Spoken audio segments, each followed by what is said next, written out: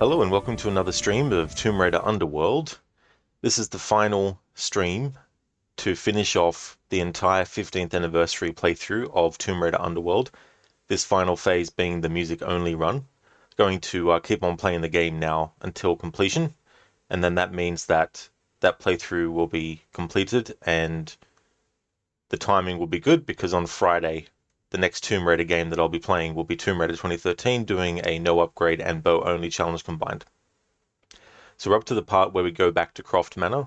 Um, with this music only run, there's no music, sorry, there's no sound effects and dialogue in gameplay. There is still in cutscenes. You can't separate that.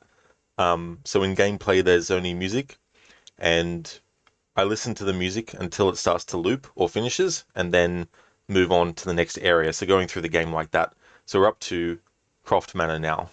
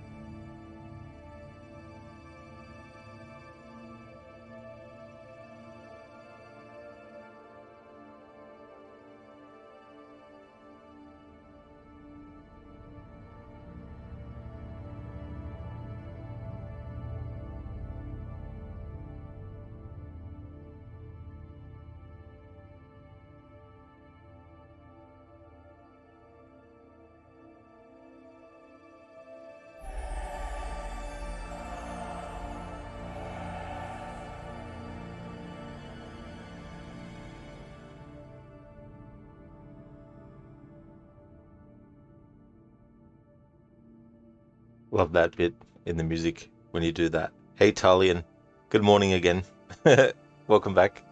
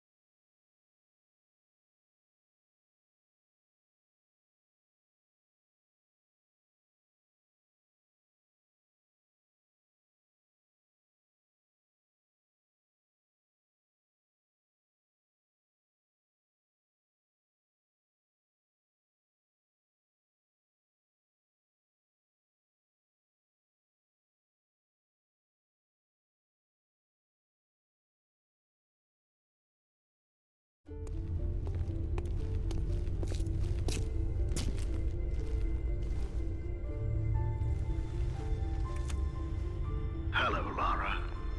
Here in this room is everything we recovered from Bogavati, Thailand. Be especially careful with the thralls. They managed to kill 6 of us before we boxed them up. They were protecting one of Thor's gauntlets and a map showing where the rest of his treasures were hidden, all of which are necessary to open the way to Avalon. The Norse believe this site contains a powerful weapon, and to safeguard against this possibility, I destroyed the original map. I hope this was not a terrible mistake, but if it was, I hope you and your mother can forgive me.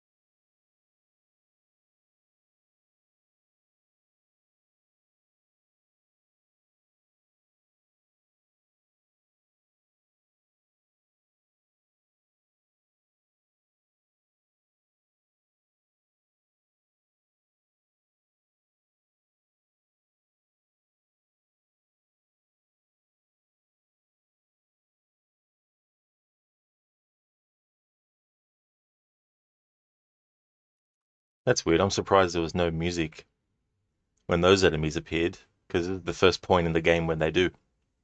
Hey there, Senny. Welcome on in, dude. Happy music listening. Thank you. Yeah, it's been good.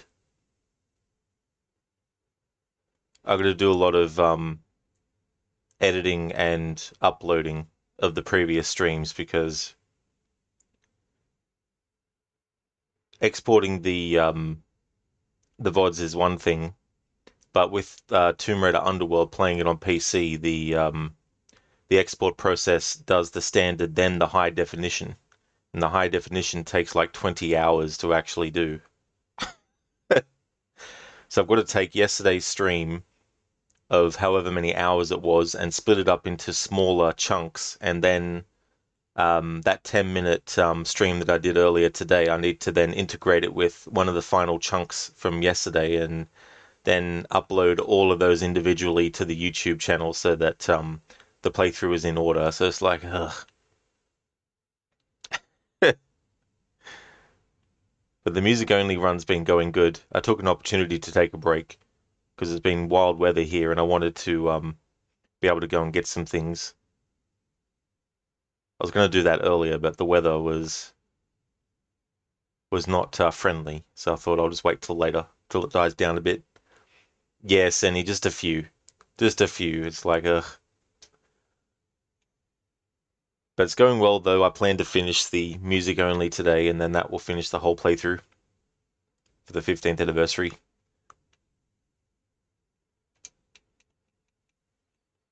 Yeah, Crooked. Yeah, it's been a bit like that.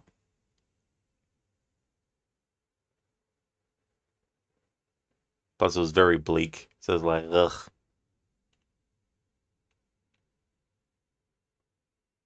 How's things going with you, Crooked? I hope you're having a good morning so far.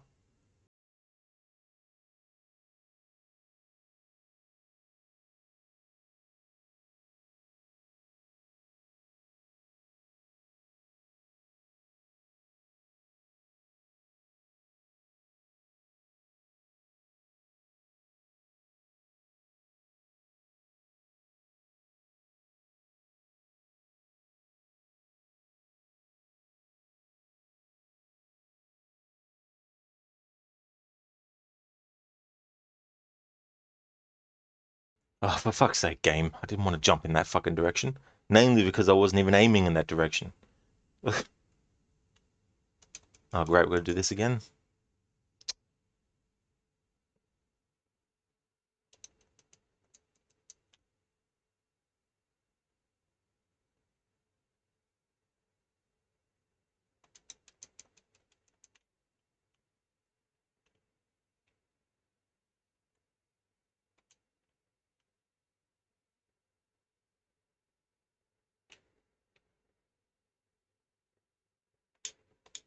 Let's put that there.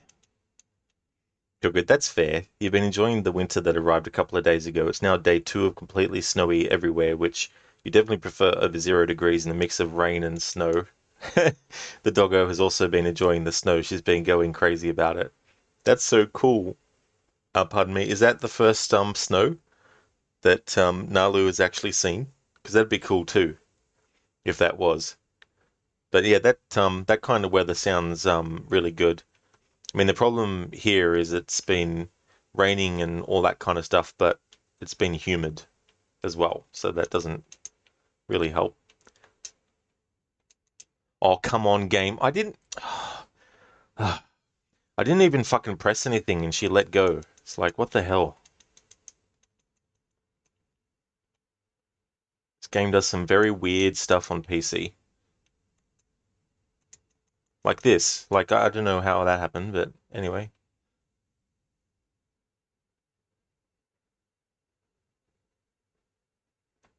There's no point going up there anyway, because that's where a secret is. I don't need that secret. You've had a bit of snow when she came to you, but not like this, and she definitely wasn't as excited about it as back then. Well, she wasn't as excited about it back then. Well, that's good though that she isn't sort of like afraid of it or any sort of like reaction like that.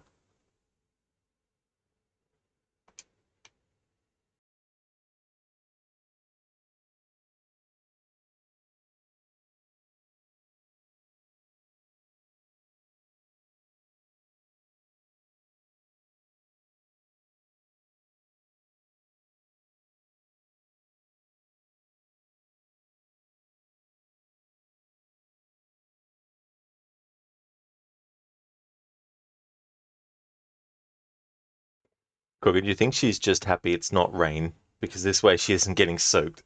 Exactly. Yeah, that wouldn't be a very good feeling with all that fur and everything and getting wet. I mean, I know what it's like when wearing a jumper or something and getting soaking wet.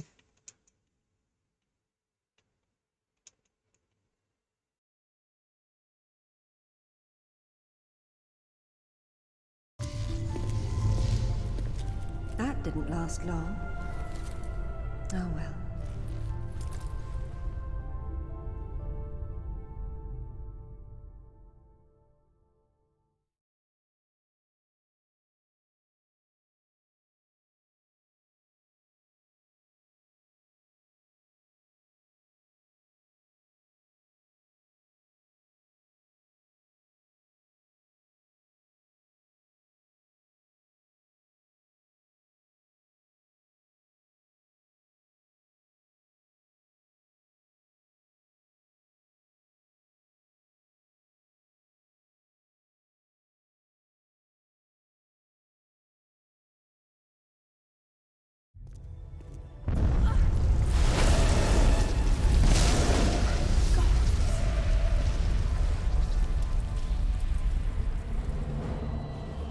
I can talk over this music because we already heard it at the start of the playthrough. So when the game starts, it basically kicks off with Lara already at this point in the story, and then it flashes back to 2 weeks before, and then you play from that 2 week before time period. And then when you get back to this point in the story again, you have to redo this section because the story is now caught up to where it was at the start. So we've already listened to this music in full. But once we get to the cutscene, and then after the cutscene's finished and all that kind of stuff, then we'll have music that we haven't heard yet. Hey there, Donna. Good morning to you. Yeah, indeed. It's like, run, Lara, run, go, quick. Hope it's going well.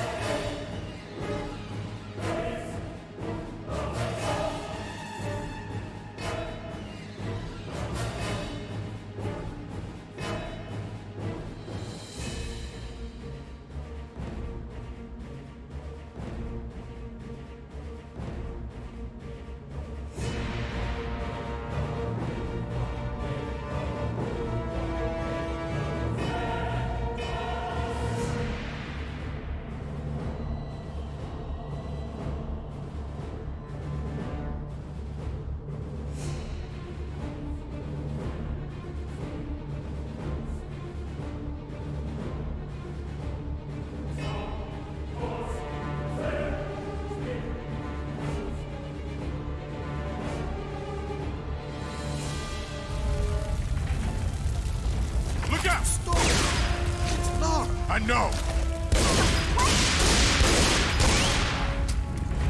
Drop it, Zip, or I'll drop you. What, so you can shoot me again? It wasn't Lara. Why would she set fire to her own home? She got into the vault. It had to be her. Is that what happened here? Someone blew open the vault? All right. Say it wasn't you. Someone who looked a hell of a lot like you opened it using the retina scanner. Impossible. Exactly. Then what happened? She got away with Amanda's race stone. Where's Alistair? We haven't seen him. I'm going to the tech room to watch the security video. You two get out before the roof comes down.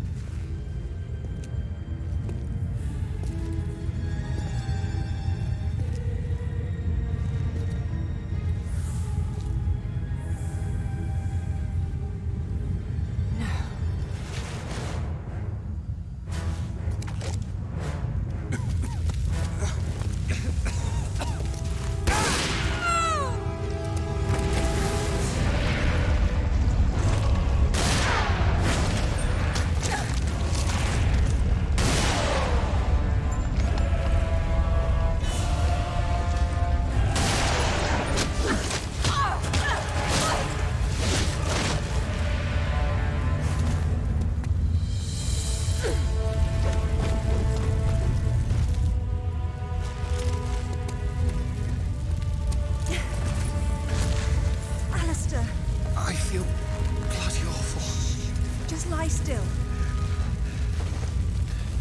I'll see you. Alistair, hold on! See you in Avalon.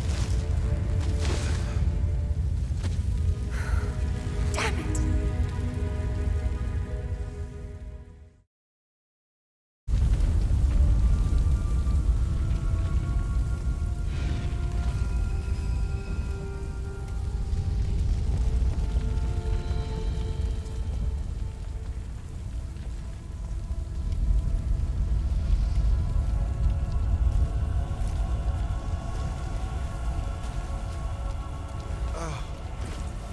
No.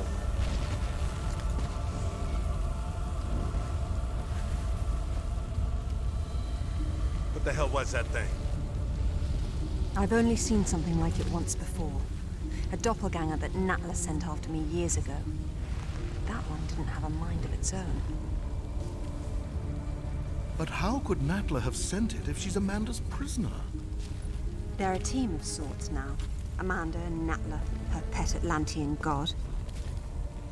What are we going to do? After I deal with the authorities, I'm going to southern Mexico to retrieve Thor's belt. What?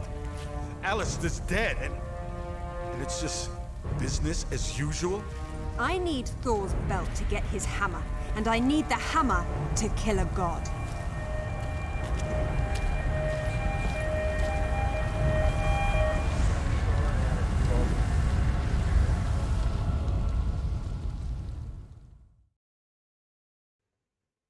Stop.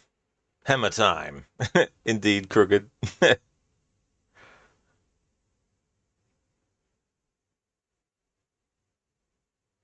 In Tomb Raider 1, back in 1996, and the remake anniversary, the doppelganger is a creature that can't do things on its own. It copies Lara, movement for movement. And the ironic thing is, though, if you shoot at it, it'll shoot at you, and eventually you'll die.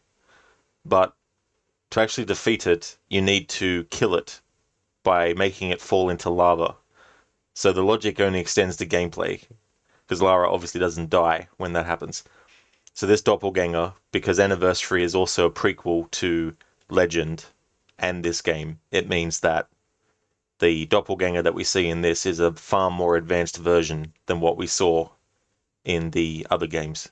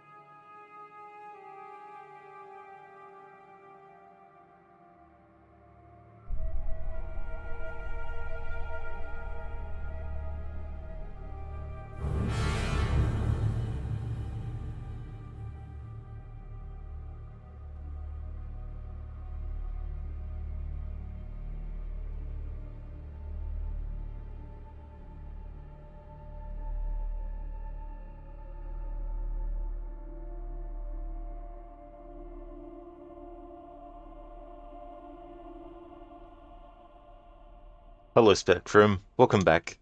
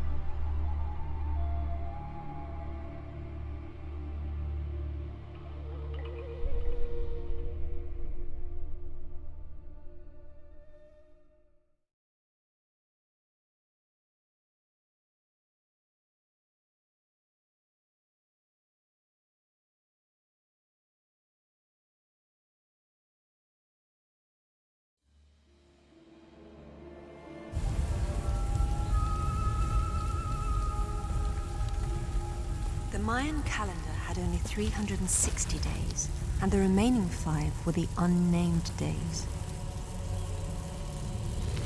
The Maya believed that each year when the unnamed days arrived, the gates to the Underworld would open.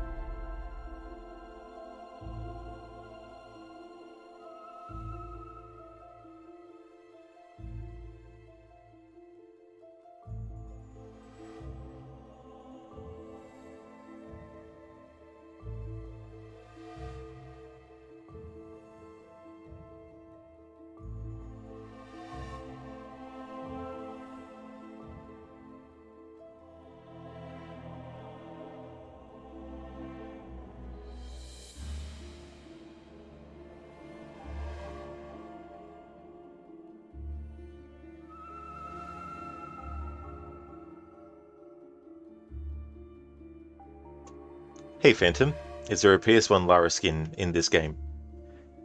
In the base PC version, no. On the Xbox 360 and PS3 versions, I think there might be. But in any case, on PC, you can most likely get mods that will have it exactly as the outfit looks in the original.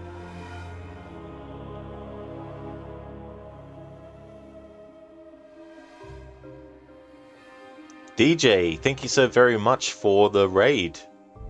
Thank you, thank you. I really appreciate that. Welcome to you and your raiders. How was your stream?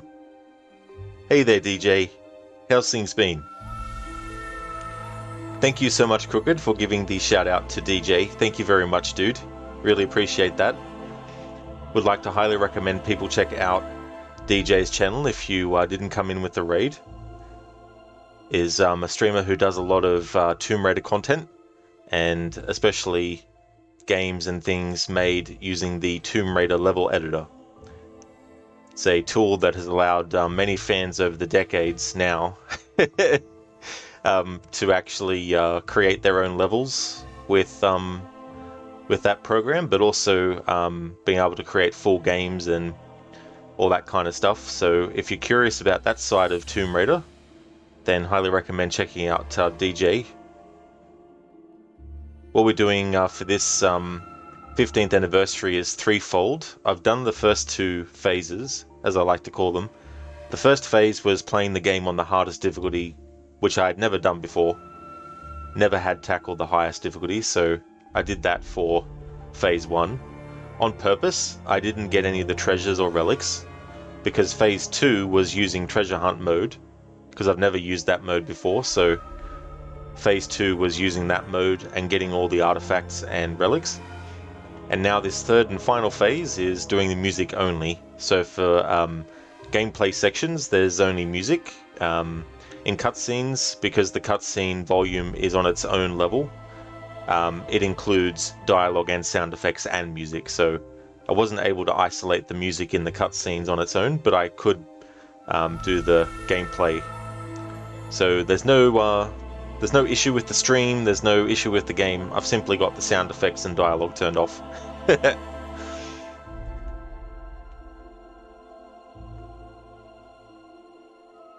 No worries for the shout out, DJ. And thank you for the good luck wishes. Yeah, as much as I do like this game, there is definitely a lot of annoying camera things with this game and all that kind of stuff, which ruins the experience a little bit. Which is a shame, because all the other elements of this game are really, really strong.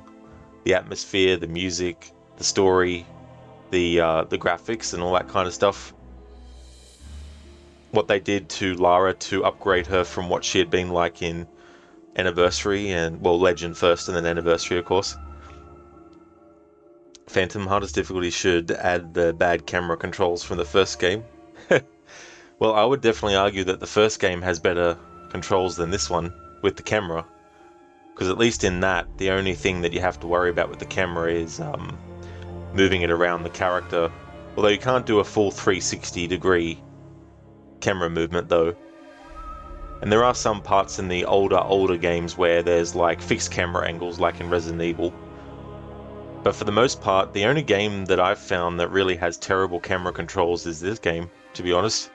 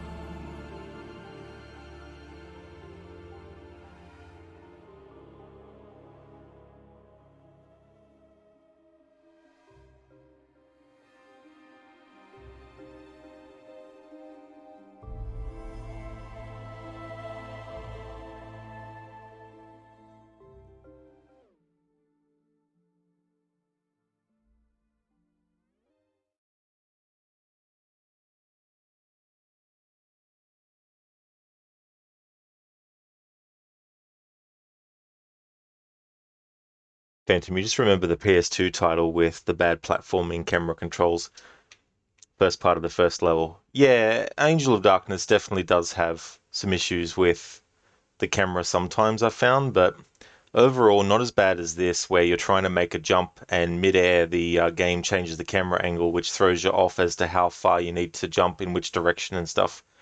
Or when you're swinging on a rope and you are trying to line up things properly, and then the camera automatically switches it so it's not behind Lara anymore, which is the camera angle you wanted to be able to line up her properly, and then it just goes to a 180 in the middle of it. It's just a lot of stuff in this game, but Angel of Darkness is by no means perfect, of course. It has its own flaws and stuff, but it's a game that I don't exclude out of the playthroughs I do.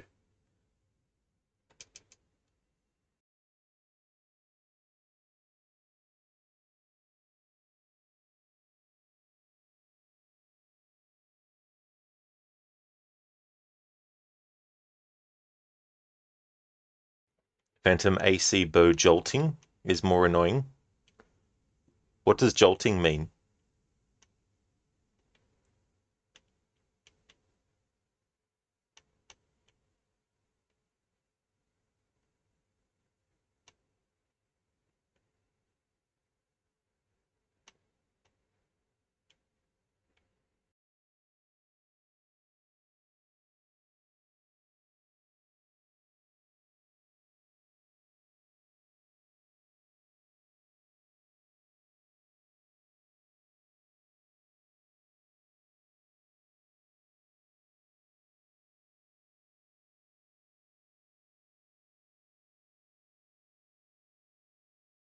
Phantom, when you aim with the bow in AC and it quickly moves away from the target. Oh, okay. Yeah, I'd probably have to see it in action to know what that actually is. Unless you mean like snap to target or something. AC Odyssey and Valhalla had that problem. Mm-hmm.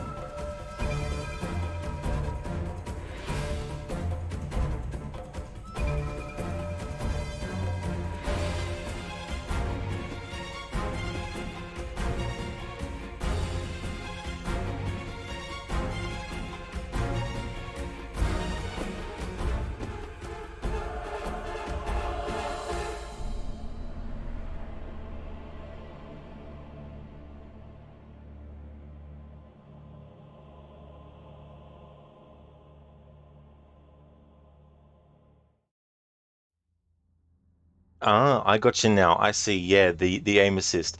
Yeah, I've had that problem sometimes too as well, where you want to aim at their head, but the auto aim aims at their neck, and you want to try and raise it up, but it keeps on snapping back to the neck or their chest area as well. Phantom, it's always annoying because it always happens shortly before you just aim at weak points. PS1 Lara could jump 3 stories low. Yeah, they definitely changed over time how far she could jump, both in a standing on the spot position, but also like jumping up in the air on the spot and stuff like that. Whereas in the games that ended up following, couldn't jump as high. You know what I mean? When you do a 180-degree turn. Oh, I gotcha. Okay, that's fair enough. Not the snapping to target. Oh, okay. Yeah.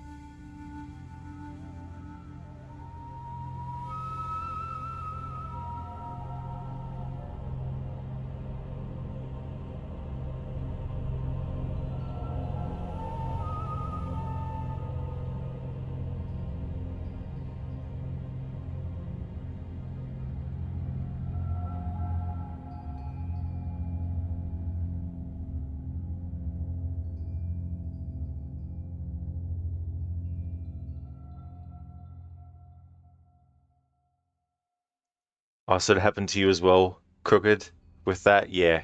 That kind of stuff can definitely be very, very friggin' annoying. Especially when it comes to heat of the moment stuff too, when you want to do a certain reaction or react a certain way and that happens. Phantom, you started with partial assist, halfway through you turned it off completely. That's fair enough too. Yeah, give you more aiming control.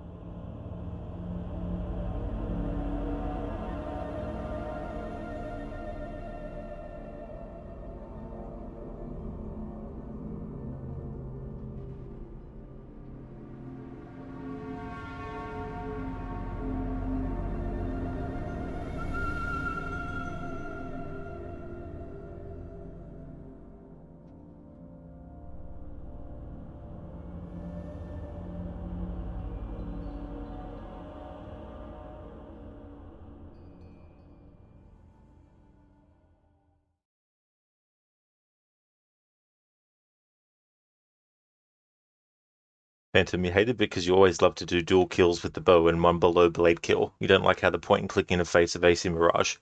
Yeah, I don't know. There's just some things that I don't really pay much attention to, which don't stick out as either good or bad. They just stick out as, or they don't really stick out at all. They're just like, you know, it's like in games that have a camera around it, and you move the right control stick to move the camera. Like it's just like a standard kind of thing. And there's some interfacing stuff that sticks out to me, and I'm like, ugh, you know, or there might be some aesthetic that they go for, which is like, ugh. Like in Shadow of the Tomb Raider, I hate the look of the skill tree. I much prefer the simplistic version in the 2013 game and Rise of the Tomb Raider. But having said that, though, like it's not like that aspect of Shadow of the Tomb Raider means that I hate the game or anything. It just means that I don't really like the aesthetic that they went for with how that skill tree is laid out, the layout of it, and all that kind of stuff. It can be a bit confusing to follow sometimes. Hello, Darren. Welcome on in. Hope everything goes well with the game. You're taking a break while moving your computer setup into another room today, having your stream on in the background. Oh, cool. Thanks for doing that, Darren. Especially when there's things that you want to get done, and it's good to have something playing in the background for you when you're doing those things. But I hope that it all goes well. Hope the setting up and everything goes the way that you would like it.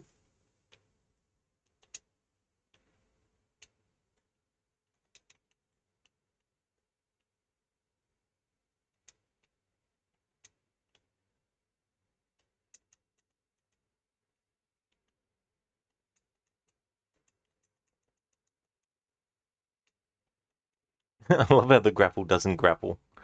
Like, if something's not going to attach to something, don't make the prompt appear to tell the player that it will. And Darren, yes, tedious cleaning and moving furniture around. All that fun stuff. I absolutely hate this part here because you would think that Lara would hold on to the rope while landing, but nope, can't do that apparently. Oh, now, see, now it can be done. I see, game. You're just doing a randomized bullshit thing. Random bullshit generator. RBG instead of RNG.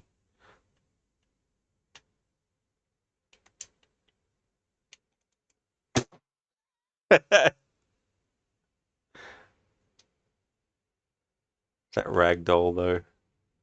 Alright, can we make the jump here? No, of course not. Geralt Croft.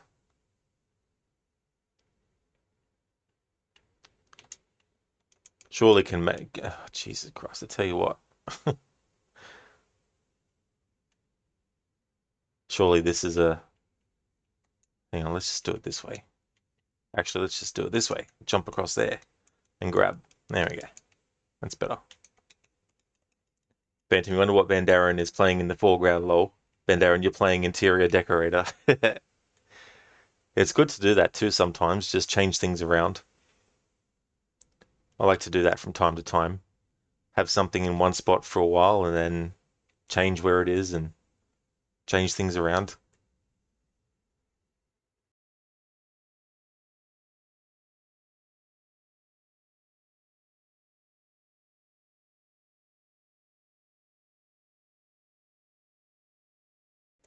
Darren, do you use more than 2 monitors for streaming? You're going to move to a 3-monitor setup now with a larger desk. When it comes to like the PC games that I stream, I basically just have my laptop and I set it to extend screen mode, because I've always got my laptop connected to my television with HDMI, and I just basically change the setting on the laptop to be extended screen instead of duplicate, and then that way I can move all the Twitch stuff and everything like that to my laptop screen and then have the actual game on the television. So that's pretty much what I do. But when I'm playing like through my PlayStation, it's all just through the for television.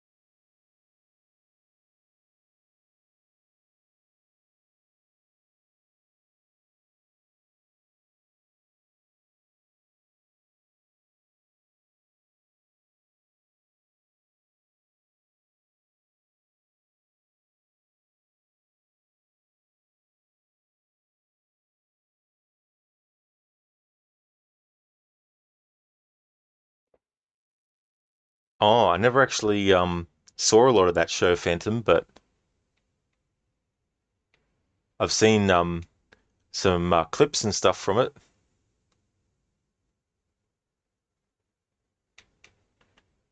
Yeah, Ben Darren, for this phase to celebrate the 15th anniversary of Underworld, I'm doing it with only the music on. In cutscenes, though, there is still sound effects and dialogue because the volume for the cinematics is on its separate volume, and instead of turning that off as well, which would lose the music that happens in those cutscenes, I figured I may as well just keep it on, and then I'll still get the music. And then in gameplay, all the dialogue and sound effects can be turned off.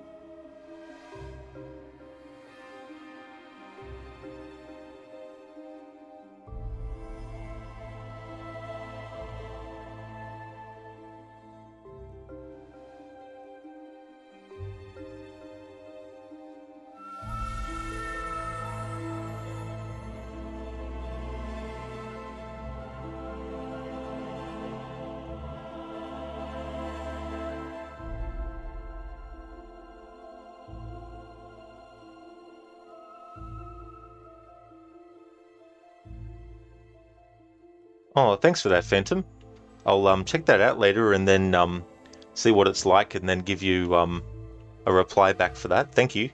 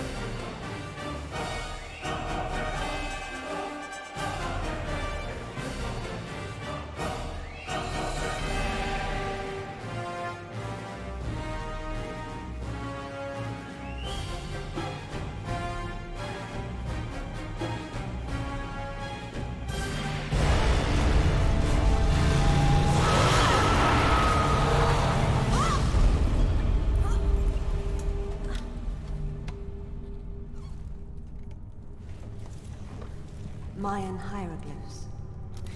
The place of fear. It's definitely Xibalba, the Mayan land of the dead.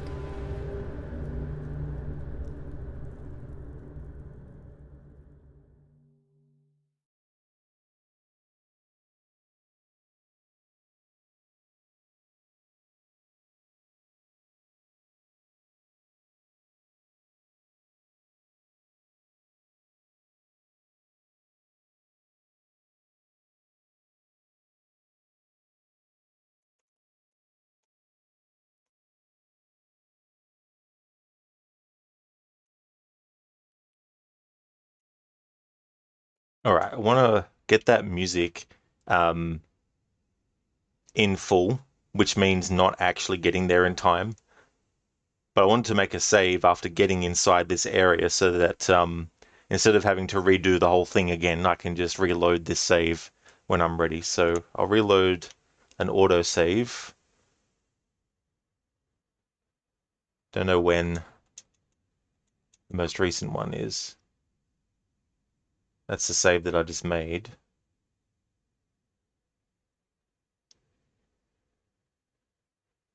Okay, let's try this. Loading this save. Let's see where it puts me. Phantom, they should make a secret level in this place with a singing baboon.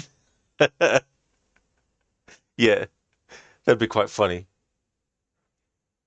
Bandaren, you were a little too young when Sopranos ran on TV here to get into it, so you only saw bits and pieces, but you understand it's supposedly a really good show.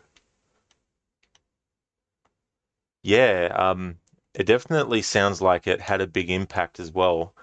Like I remember seeing something about it where they talked about when it first actually started and the fact that HBO at the time was needing to get a hit of some kind. And the rest is history, of course, because the show took off, became very, very popular. Phantom had good episodes. That's good. Because series can be difficult. You know, some episodes become filler episodes where nothing really exciting happens. It's just basically, you know, go through the motion kinds of thing. Okay, so the autosave that I've just loaded is way before the part that I just did. And the other autosave that's closest to where I made my manual save is literally in the same spot. So that is great. I love in this game how it auto saves every half an hour, it seems.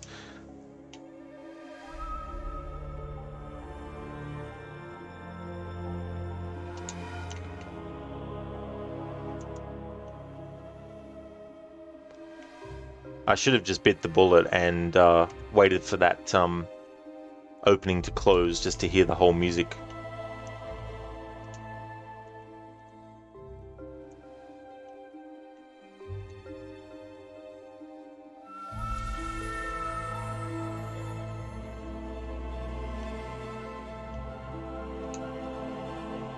Spectrum, you're on your second cup of tea. It's cold, is it? Oh no. That's not good. The cat is driving you nuts crying to go outside, but it's only 20 Fahrenheit, 6.6 Celsius. It's like, sorry cat, but no. Can't go out in that temperature. Phantom episodes are in the same room the whole show. Really? I mean, that in and of itself is very telling of how good it could be, though, in that case, because having something take place in one location and having it still be interesting.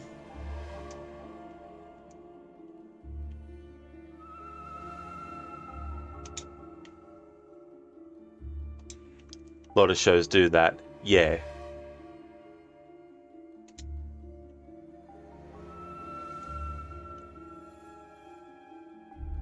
Ah, I hate these puzzles.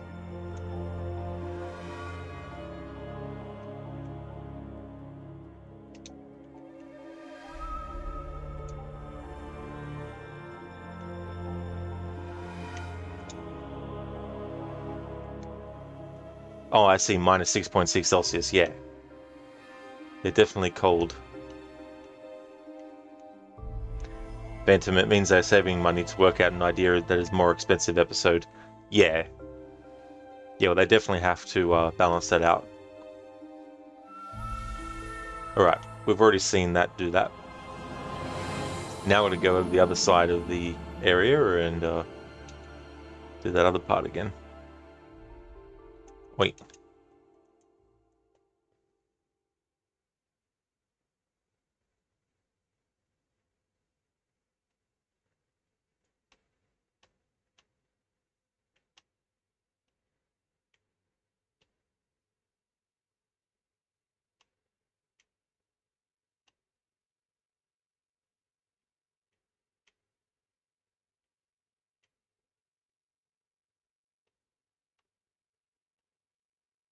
Phantom, here comes the singing baboon and dancing bear.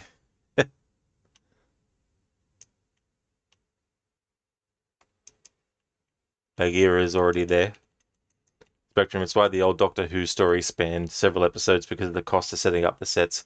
Yeah, and I mean reusing the same sets but making some additions to make it a whole different area too as well.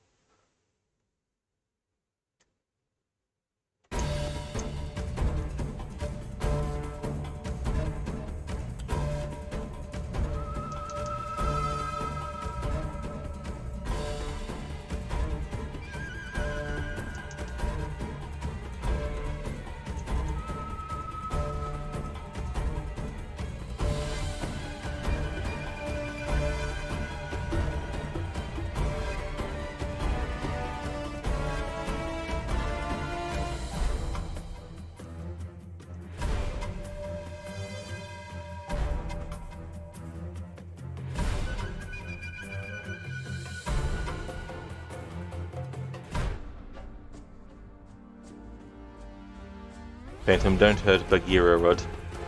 Don't know who Bagheera is, to be fair.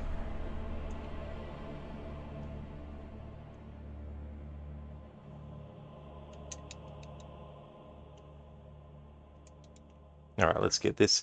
So the reason I'm redoing this, just to reiterate, is because there's a bit of music that plays when you have the big opening for the Mayan ball court game.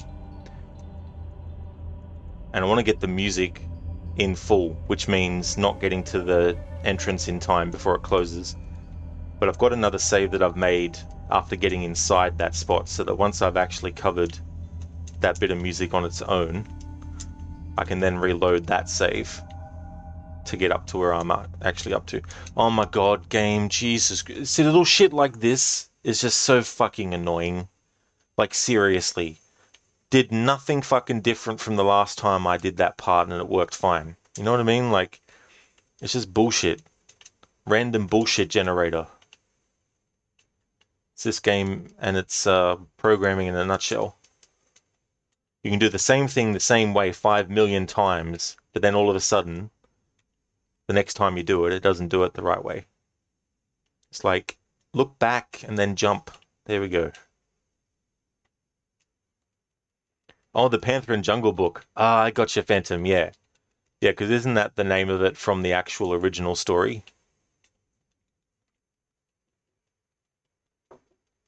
They went from RBG to OLED. Yeah.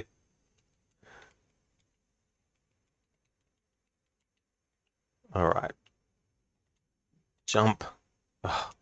That's another thing I hate in games too, where you press the fucking button to do something, but the game doesn't respond the first time. It's like, what the actual fuck? Like, seriously.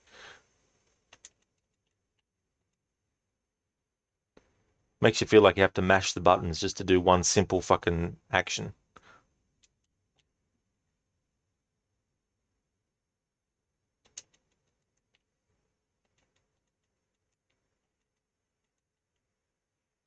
So the next playthrough, as far as Tomb Raider series is concerned on the channel, that Tomb Raider 2013 bow only and no upgrade challenge. I've done those challenges individually with the game before, but I thought it'd be interesting to combine them both into one To simplify it, I've got no upgrades, but that also includes no skills, except for there's a couple of skills that you have to actually equip. Not that they're the only two at the time that you get to equip, but out of all the ones that they let you equip early on, that they want you to equip, as in you can't progress unless you choose something, out of the ones that they have available at that point in the game, there's only really two that don't give me any kind of like advantage over the challenge. So they'll be the exception to the skills. But with bow only, like I do when I do that on its own as a challenge, if I so much as use a weapon that isn't a bow, even if I'm shooting at nothing, I have to restart the whole game from the start.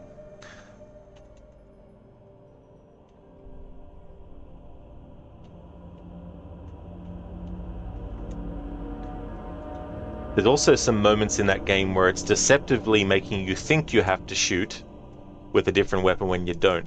For example, when you get given the rifle, it goes into slow motion when you get into the next combat encounter, but if you just don't shoot back, that slow motion moment will actually stop and it'll go back to normal speed, and then you can switch back to your bow. So there's little parts like that. And you also got to watch out in that game as well, because the game will automatically change what weapon she has equipped. So you might go into a situation with your bow equipped, but as soon as the cutscene finishes or the gameplay switches, oh, fuck this game. It'll change your weapon that you got equipped. I had that happen in Rise of the Tomb Raider, because I did a bow only challenge with that. I mean, I've done one with the trilogy, but at the time, the first one that I did it with was Rise of the Tomb Raider. And in that game, I got up to basically the last big major part, really, before the end of the game. And there's a part where Lara is attacking one of the Deathless. And you slide down into this other area, then there's a combat situation. I had the bow equipped before that point, but I instinctually started aiming and shooting once Lara had fallen down to the ground. Why was that not... Oh. There is no reason why Lara should not have grabbed onto that fucking bloody wall. Okay, I'm going to make a deal with the game. I shut up and don't talk and just do this part first, then I'll resume what I was talking about.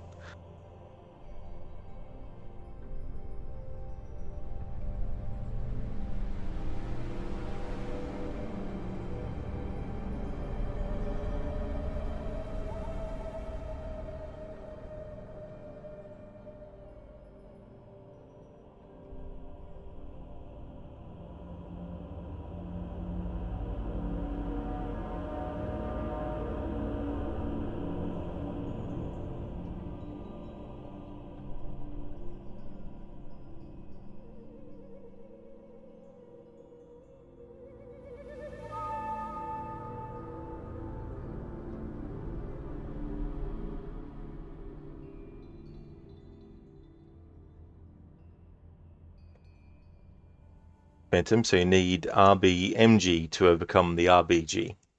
RBMG is random button mashing generator. Yeah.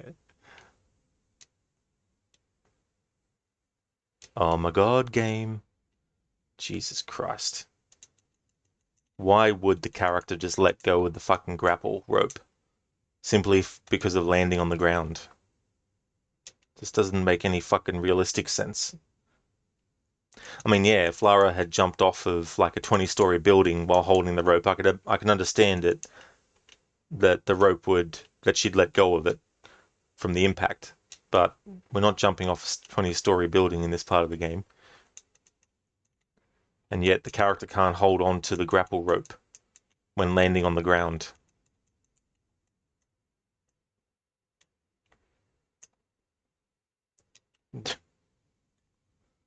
And that's what makes this game excruciatingly annoying, is sections like this.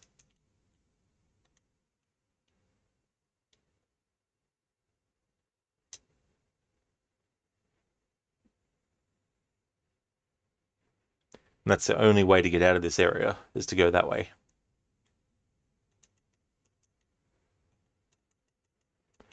Okay, so I was talking earlier about the bow-only challenge. So in Rise of the Tomb Raider, which was the first game that I did that challenge with a few years back, there's a part in that game towards the end of the game where you have one of the Deathless fighting you, and you both slide down into this other area where there's a group of Deathless, and they start attacking you. I had the bow equipped, and instinctually, once we got to the bottom section, I actually aimed and shot, not realizing that between me selecting the bow as the weapon and getting to that point, the game had automatically switched Lara to her pistol. So that meant I had to restart that game from the start, because I used a weapon that wasn't the bow. Then later on, I actually did a playthrough of the trilogy back to back with bow only, and got through without messing up, thankfully. But yeah, the 2013 game, when I do my next playthrough of that, the combined challenges of no upgrades or skills and bow only. The rule will be if I use any other weapon except for the bow, unless there might be some parts where you have to use another weapon. I think at the start you have to use the pistol, like when you get the pistol off the dude and you climb up the ladder thing, or whatever, you end up in a skirmish where you have to shoot, I think, with the handgun. I can see this is going to take me half an hour just to do this one little tiny fucking part of this game. Like, seriously. Oh, even using that as like a halfway measure, Lara still automatically lets go of the fucking rope.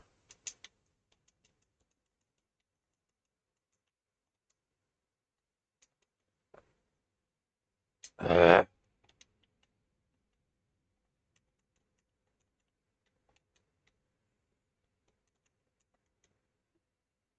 Okay, so it looks like you have to do it that way. Prompt appears on the screen. I press the button. Game does nothing. It's like, why even throw the fucking prompt on the screen then?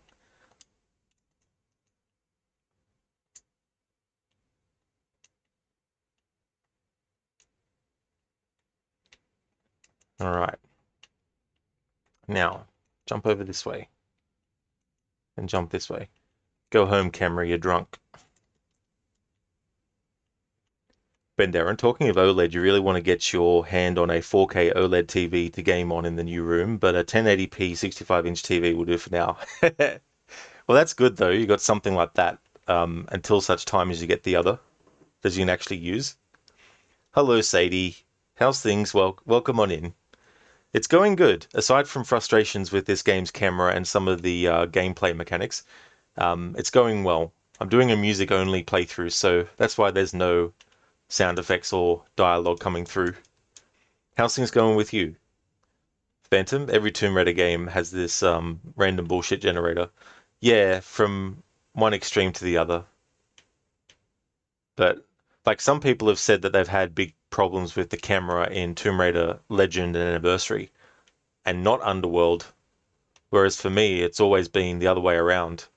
The camera for Tomb Raider Anniversary and Legend, while it can be annoying at some times, it's not like you're fighting against a drunk camera operator like it is in this game.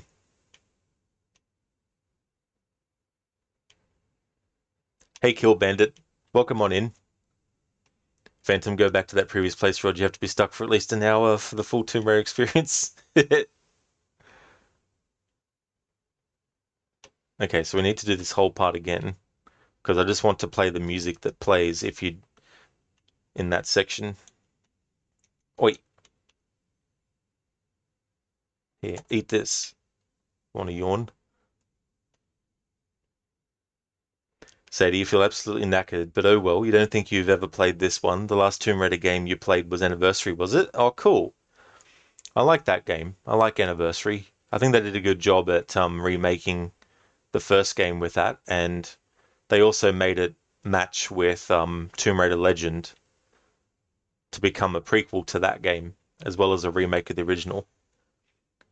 But I hopefully can get a good rest, Sadie, and hopefully you can get your energy back. Kill Bandit, thank you. Hey Rod, how's it going, Kill Bandit? Yeah, Ben Darren. It was either Lara or that.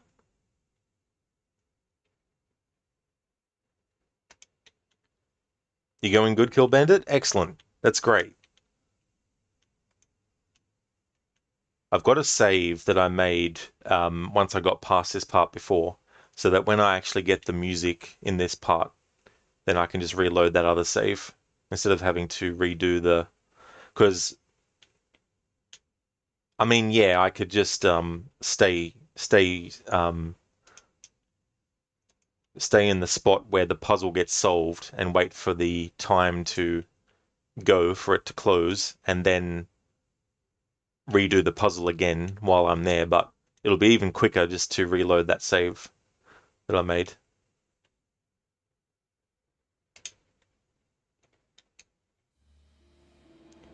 Sadie, yeah, it's your day off today, so you're just relaxing and watching streams. Might at some point replay the Tomb Raider series. Oh, hell yeah, that's awesome.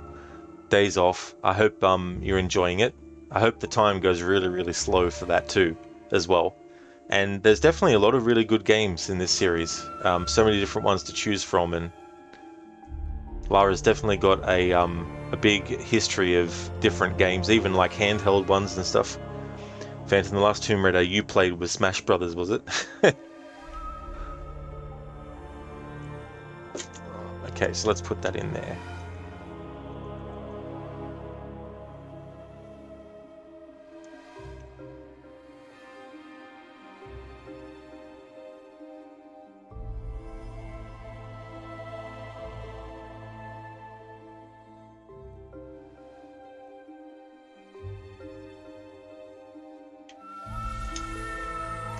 Once I solve this puzzle again, there'll be some music that plays. I'm going to actually not move and just let the music play. And then when the opening closes again and the music stops, then I'll reload that other save to where I'm already in the area where the entrance leads to.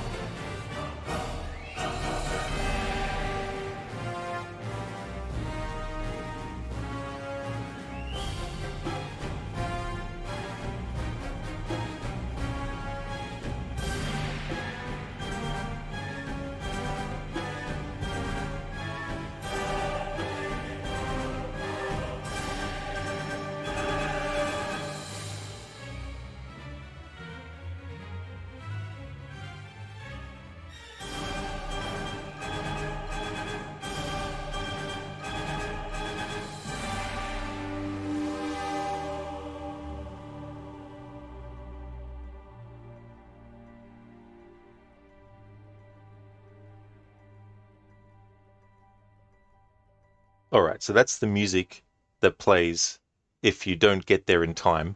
Wanted to get that bit of music from start to finish because when I did it before, in order to get to the next point and all that, I had to do it quick to get there, and then the music cut out.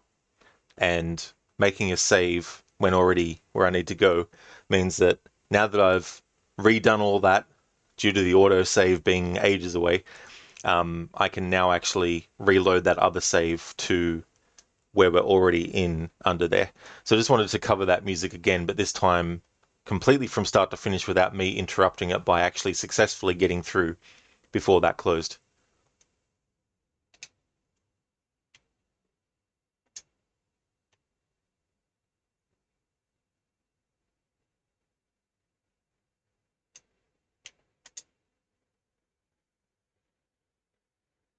Say, do you think if you do replay the series, you'll wait until the 1, 2, and 3 remaster collection comes out on PS5? This game definitely looks fun, though. That'll be cool, Sadie. I'm looking forward to that remaster collection. When I first play it, I'm going to play with the new graphics, and I do have some other playthroughs in mind for it as well. For my annual playthroughs of it, though, I'm going to use that as the version, as in like, because I'm going to get the remaster of 1, 2, and 3 for console. So that'll mean that in the future, instead of having to spend so much time trying to get the PC versions to work, the original PC versions, and all that kind of stuff, I can just know that I can just load up the game on the console and then start playing it and streaming it. But my annual playthroughs of Tomb Raider 1, 2, and 3 will be using the remaster version, but switching the graphics back to the old school style. Because in that remaster, you'll be able to do that. A few games have done that in the past, where you have the old school graphics and then you have the new remaster graphics, and you can switch between the two whenever you want. So I'll be doing that with the first 3 Tomb Raider games in the future for my annual runs. I'll be doing them with the old school graphics, but playing them from the console on those new remasters. Ben Darren, you're waiting for streaming Tomb Raider on Nokia N-Gage. Well, I actually did a playthrough of the handheld games Tomb Raider, just called Tomb Raider, that came out for the Game Boy Color, and the sequel to that as well. Both of those were 2D side-scrolling platforming Tomb Raider games.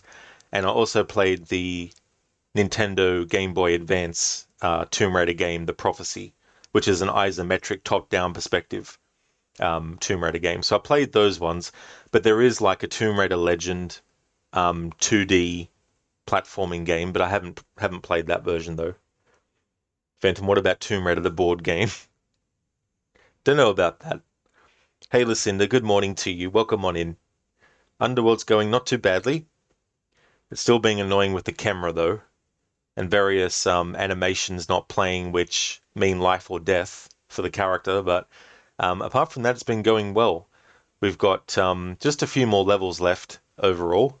Been going through and listening to the music when it loops, moving on and going to other spots and all that kind of stuff.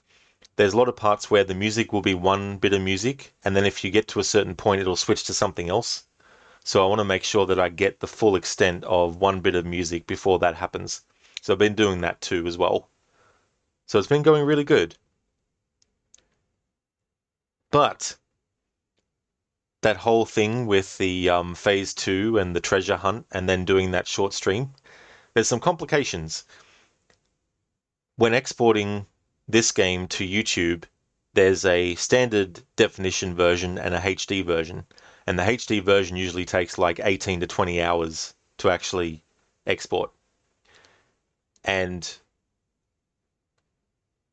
what it means is instead of having one big, huge video and then adding that 10 minutes onto it and then exporting that, I'm going to take the VOD of the bigger stream, cut that into chunks individually, and export them individually, and then upload them individually to YouTube to kind of like make the time it takes to actually get them up there on YouTube a bit shorter. So after this stream's finished, I've got some editing and exporting that I'll need to do and stuff like that to get it sorted. So I might have to split it up into half-an-hour chunks. I think it was like 3 hours worth that I did and all that kind of stuff. Phantom, Tomb Raider Tiger Electronics, True OG Stream Tiger Electronics. What about the Etch a Sketch version? Yeah, Ben Darren. They weren't too bad actually. They were very difficult in their own way though. Listen, is it more of a pain to cut them up or less of a pain to do it that way? Well, it's an either or thing really. It's no matter which way I slice it, it's still going to be time consuming to get it uploaded and exported, like to get it uploaded and stuff. Like when I tested it, it was going to take 4 hours to export that big video with 10 minutes added on top. I'm like, I don't have time to wait 4 hours for it to export. So if I do them in chunks, then it won't take as long to export from the editing program that I've got. Phantom Etch-a-Sketch these days are using RTX 4090. Spectrum Etch-a-Sketch, yeah. Maybe we should go back to stone tablets. Listen, no matter which way you splice it, exactly, pun intended. But yeah, it's just all this trouble, you know. But anyway, I'll deal with that once this stream's finished, and then that'll be the 15th anniversary playthroughs done.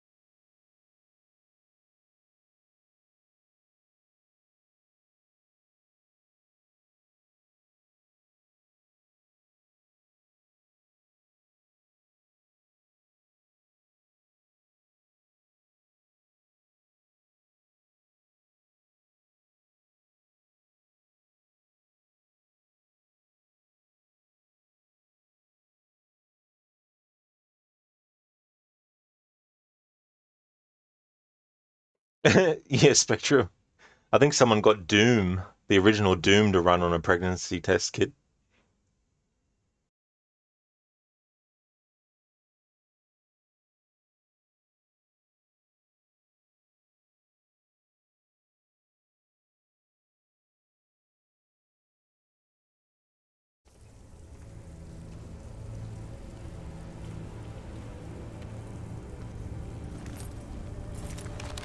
The Lords of Shibolba were said to kill visitors for sport by sending them into devious trap rooms.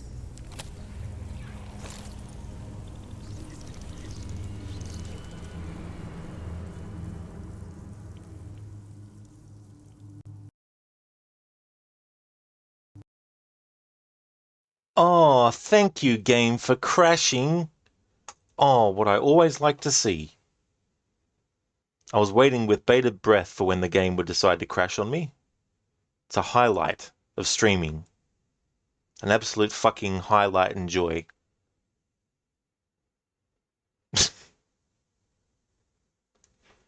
Phantom, you once played Tomb Raider Pinball back when it came out. Now, that's a pinball game I haven't played. Listen, you're thinking of maybe making your first secondary game be Doom 3. You've never played any of the Doom games. Oh, cool. I think that'll work out well because, I mean, I might be wrong, but I've never actually played through Doom 3 all the way myself. So I'm not sure if this holds true or not, but my assumption is that even though it's called Doom 3, it doesn't actually follow on from Doom 1 and 2 story-wise. But maybe I might be wrong. But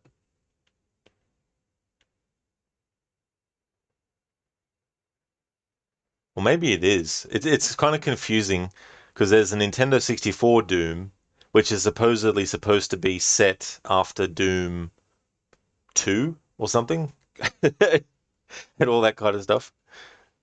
But yeah, that'd be cool to see actually, because I've wanted to do a marathon of all the Doom games, Doom 1 and 2 and 3, and the Nintendo 64 one, and then Doom 2016 and its sequel, Eternal, which I still have plans to do.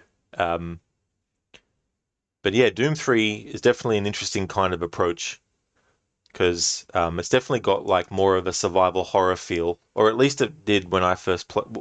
At least what I played up until when I played it, but that was years ago, so I can't even remember where I got up to.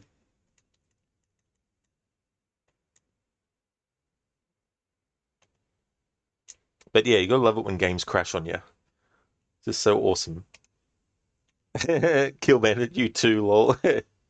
It's like it's the highlight of streaming when your game crashes. I'm glad I'm not streaming on my PlayStation because on PlayStation, whenever your game crashes, the stream stops.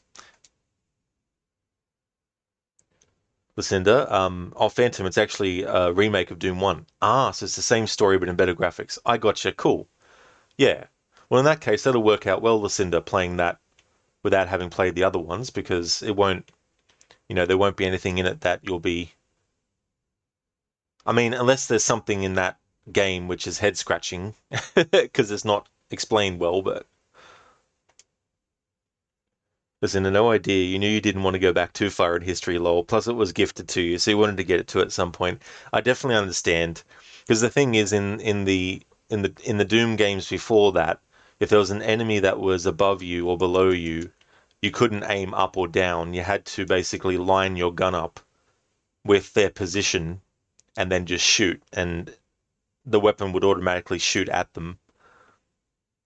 Whereas with Doom 3 and onwards, just like a lot of first person shooters evolved to be able to actually aim up and down and all over the place.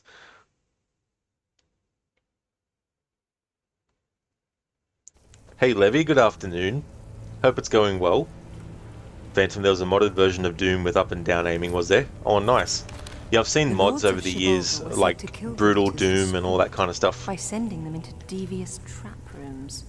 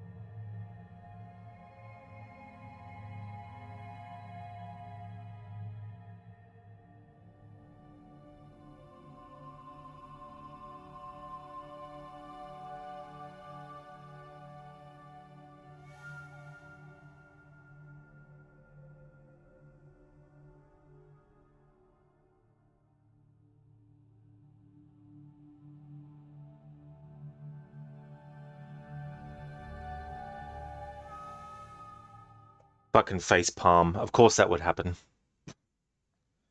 I thought Lara was going to fall off after the first jump, and so pressing the button again to jump obviously made her jump, but didn't make it to the next fucking jump. I want to pause it there. Levy, all good. It's been snowing non-stop all morning. Yeah, because Crooked came in earlier and said that it had been snowing and that Nalu was having a good time in the snow. I'm glad to hear that it's been going well. Hopefully it won't get too heavy with the snow, though. Hopefully it will actually, subside a bit. Phantom, you started with Doom 2, did you? Nice.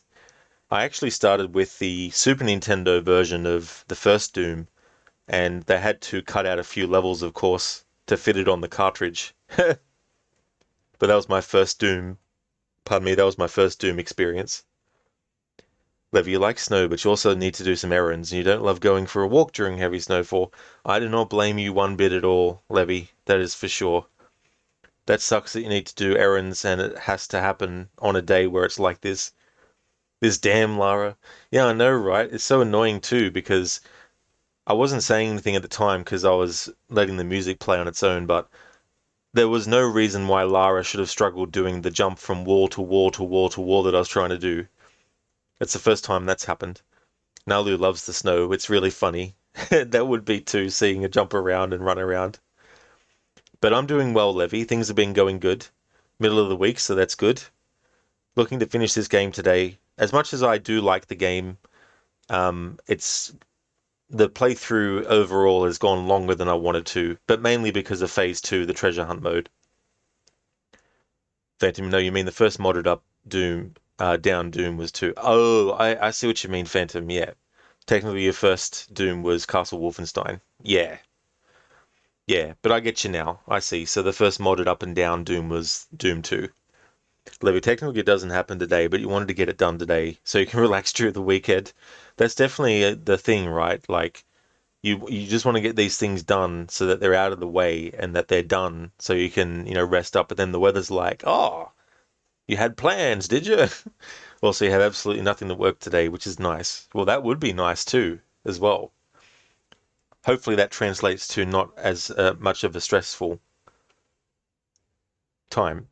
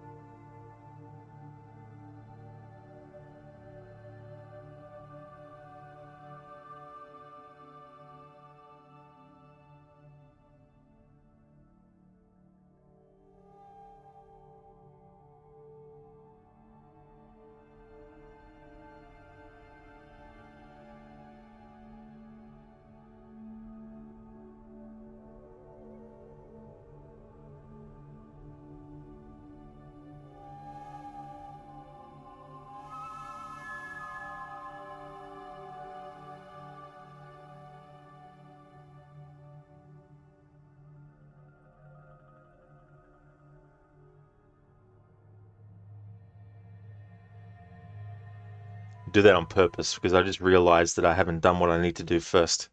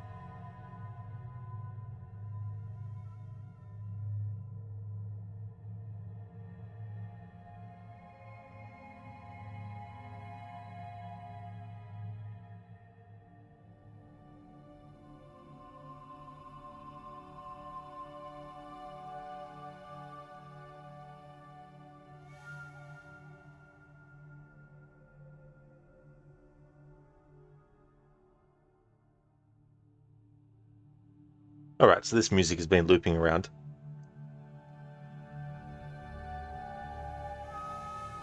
Phantom, what was cool was that the AI could aggro each other and have them fight each other. Oh yeah.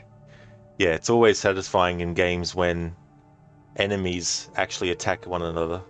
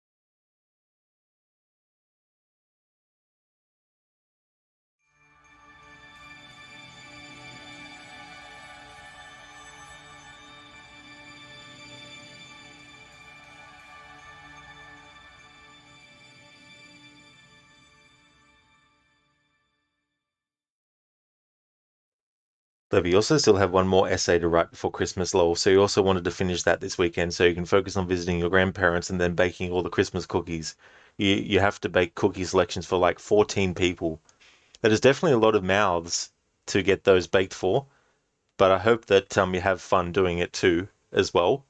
And that'd be awesome being able to spend time with your grandparents. Phantom, does this have lava levels? No, not fire. Well, there is a substance in this game that is blue that if you jump in it, you die. But I wouldn't really say it's lava necessarily. Levy, as you said before, you wish you could send me some. Yeah, yeah, cookies are delicious. Cookies.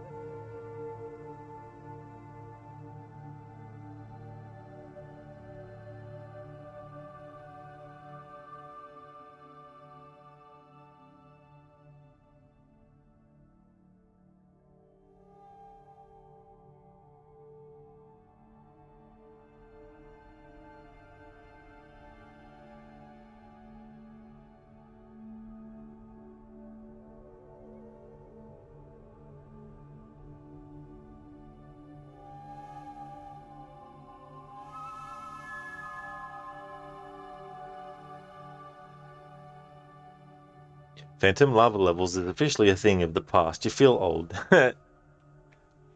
I'm sure there's probably still games that have a lava level. Don't think all is lost.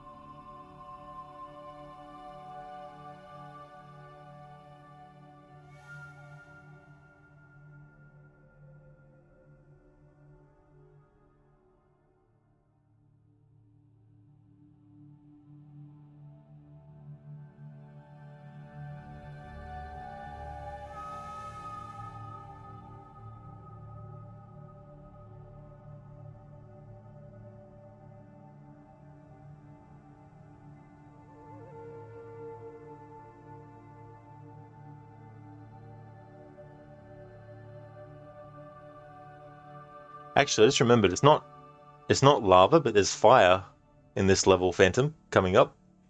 Hey there, Cody. Hello again. How's things going?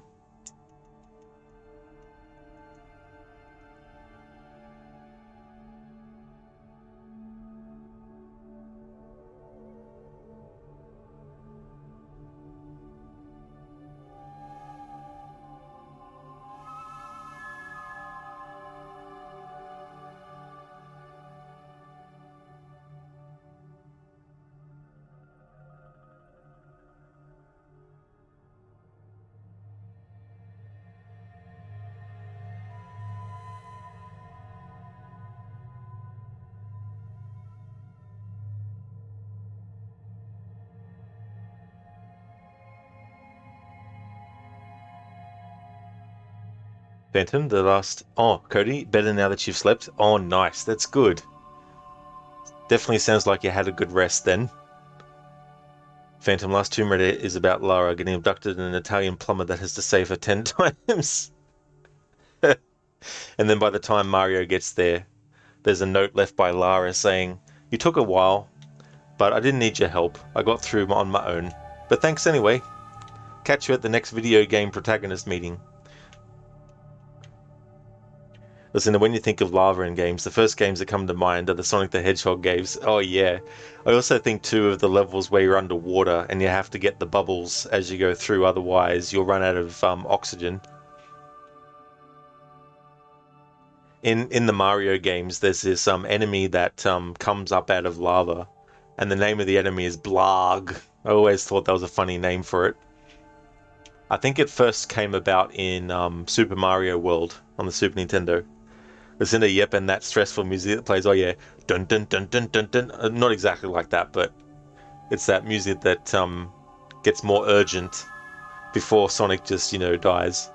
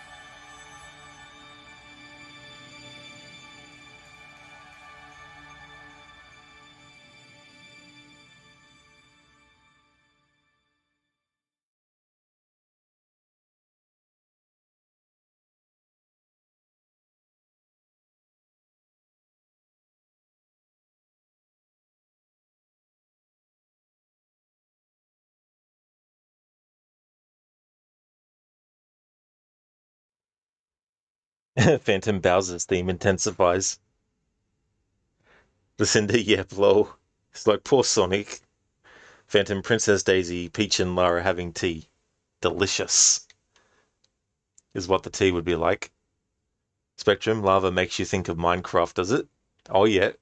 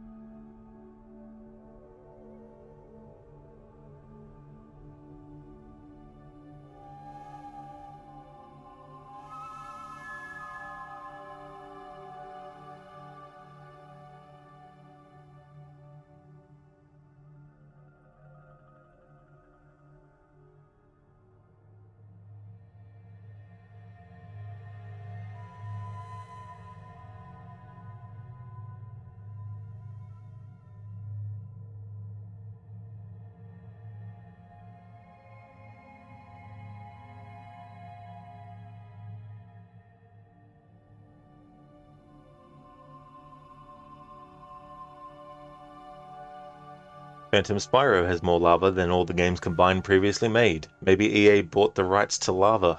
They could have done. Hey there, Brutus. Welcome, how's things?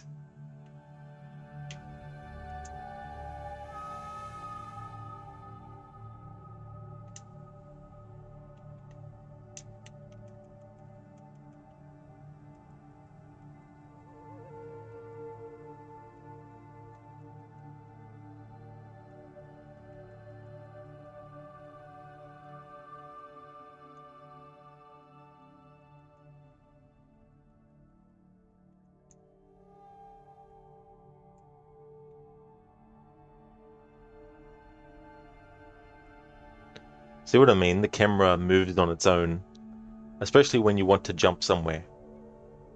Because why would the player want to constantly keep the camera behind a character or in front of a character, whichever perspective gives you the best chance of actually deciding whether or not you're going to make the jump or not? Who doesn't want the camera to just be like 180 in the middle of fucking jumping? Brutus, things are great. Finally went back to work last night. Oh, you did? Well, hopefully it went well. Hopefully it wasn't like a drag or anything like that. Glad to hear that things are great. I'm doing really good. Things are going well. Having a good one. Phantom, welcome Brutus to the Lava Association. It should be a game just called Lava, where you play a bit of lava, having to traverse lava to get to more lava.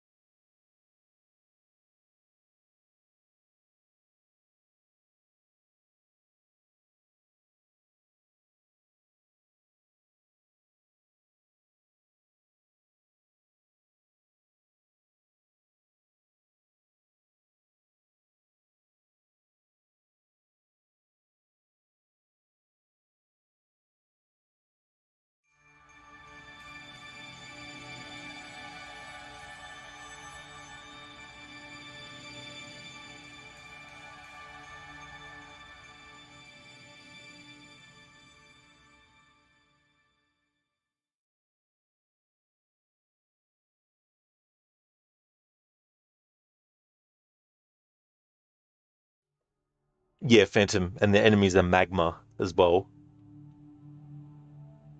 Alien fodder, thank you so much for the follow.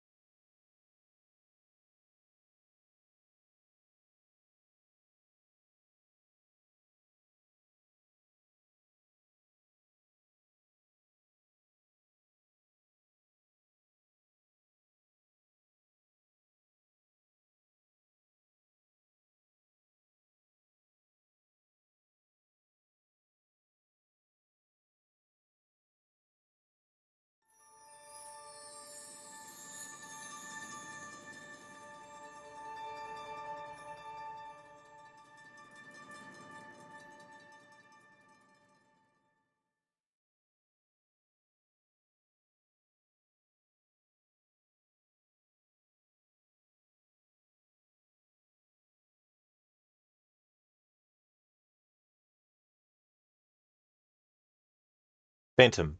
This is the kind of stuff that I was talking about that is in the game.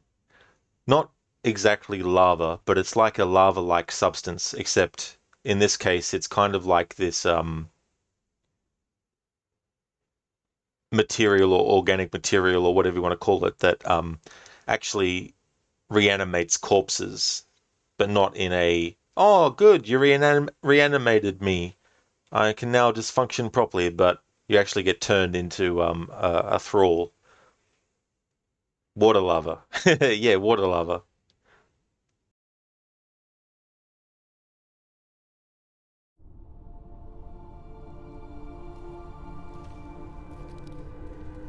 The Midgard serpent Jormungandr that lies on the bottom of the ocean, encircling all the world.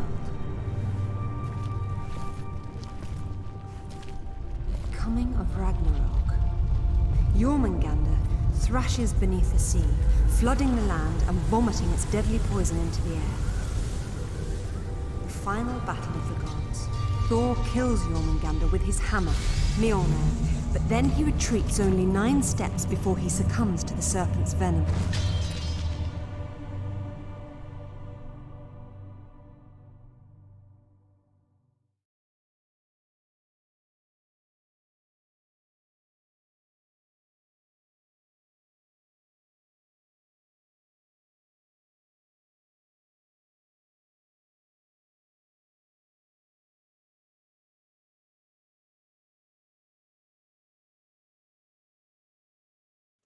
Thought I'd use that opportunity while the cutscene was playing to grab a new drink. But the cutscene wasn't long enough to cover the whole action of grabbing another drink. But thankfully we're in a part where there's no enemies unless I progress to a certain point and trigger them.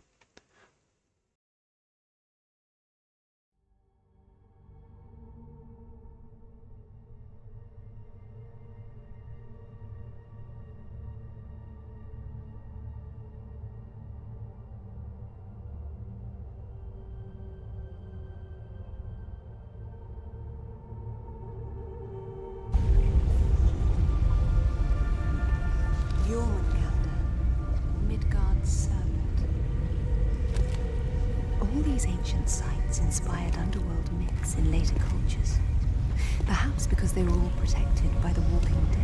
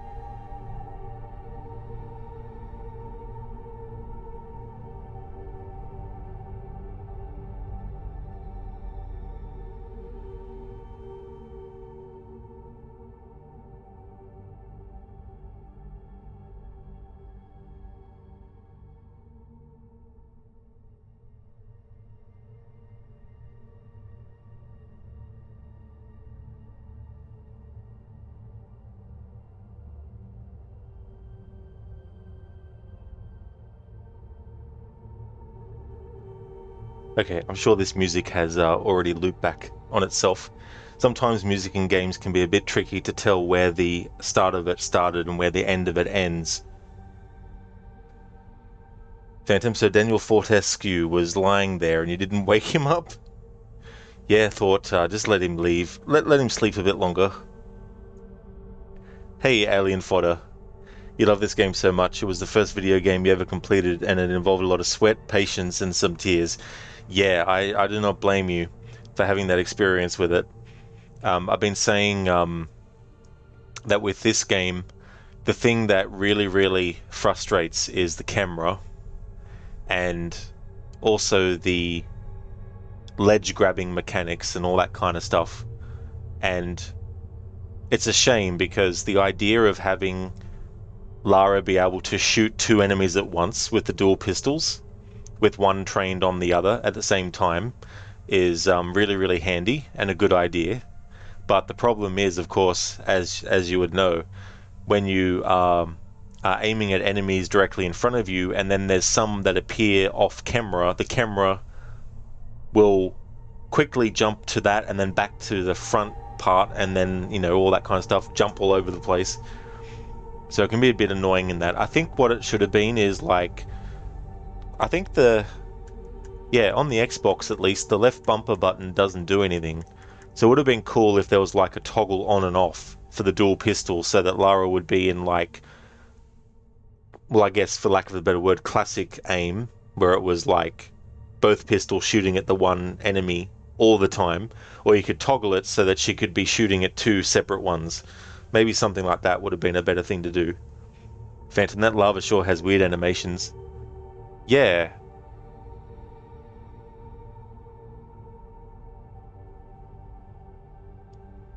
And in fodder, yeah, the camera is absolutely horrible. Auto aiming is definitely another issue. That's true. That's true. You know, something that should actually be of benefit to the player just ends up being the thing that frustrates and annoys. But the game's lucky that there's a lot of stuff in it that I do like, and a lot of aspects about it that I like that keep me bringing to it. But I definitely would say this game would benefit from a remake as well.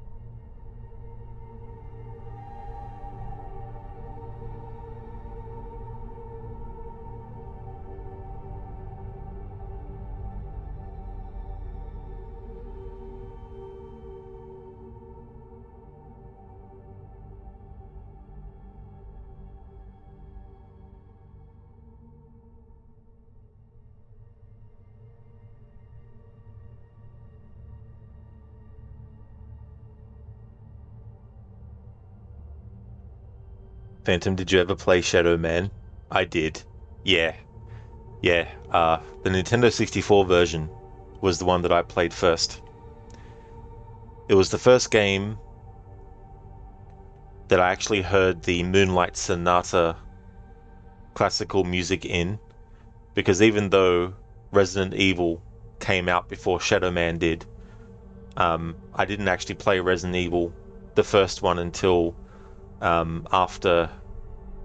It must have been either 99 or 2000, or actually it would have been 2000 or 2001, because I'd played Resident Evil 3 first before the first one.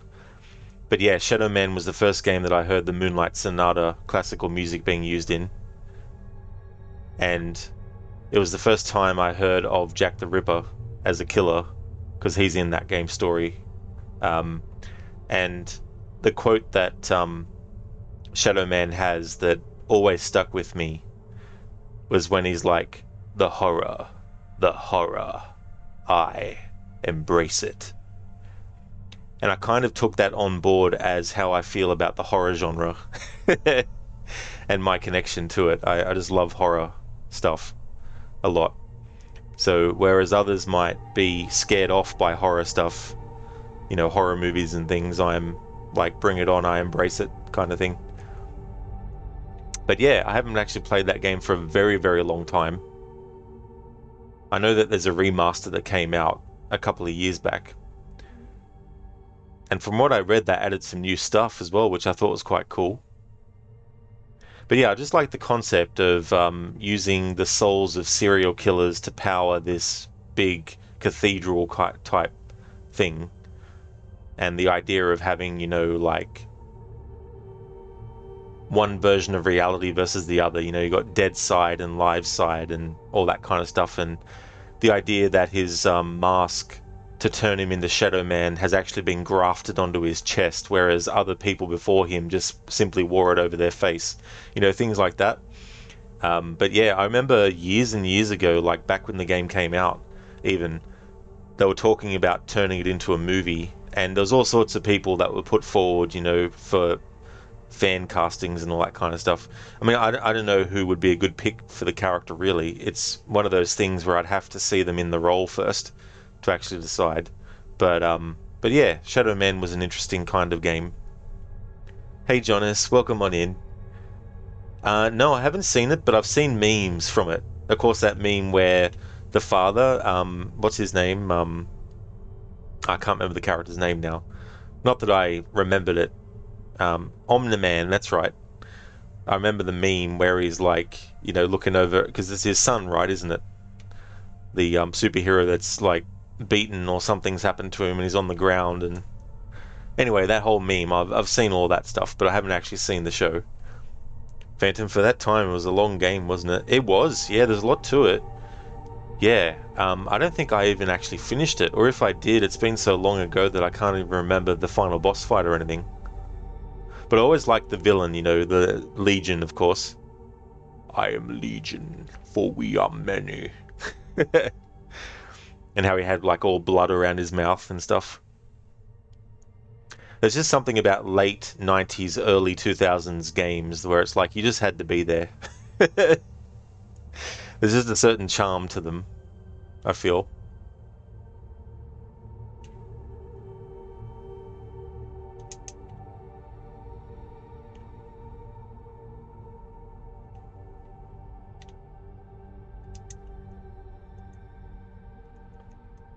The prison level was scary. Yeah.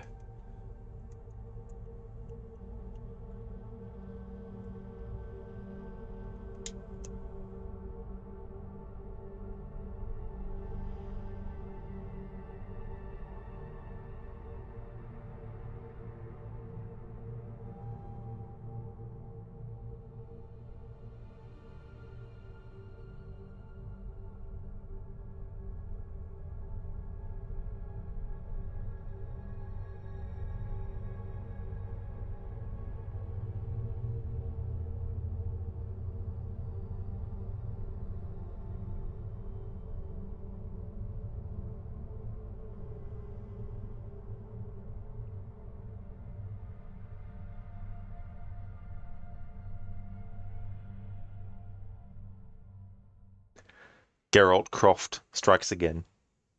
Like, seriously. How did that drop kill?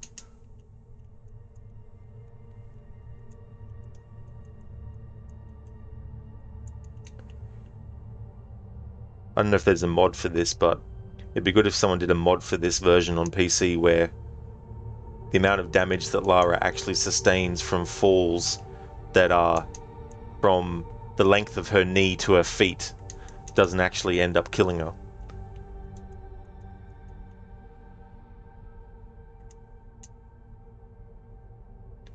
Yeah, Phantom, it wasn't. That wasn't even high up at all.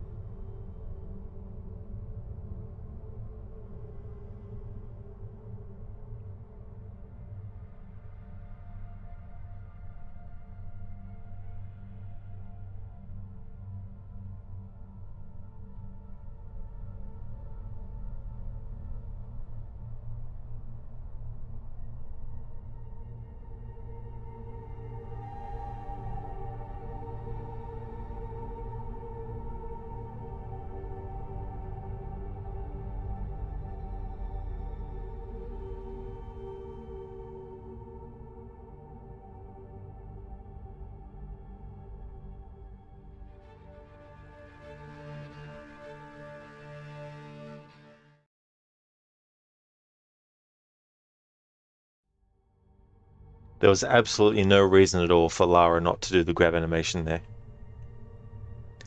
Phantom, these monsters give you Shadow Man vibes, by the way. I'd have to actually see a playthrough of it again, because there's so much about it that I haven't remembered in my mind's eye about what things look like and stuff.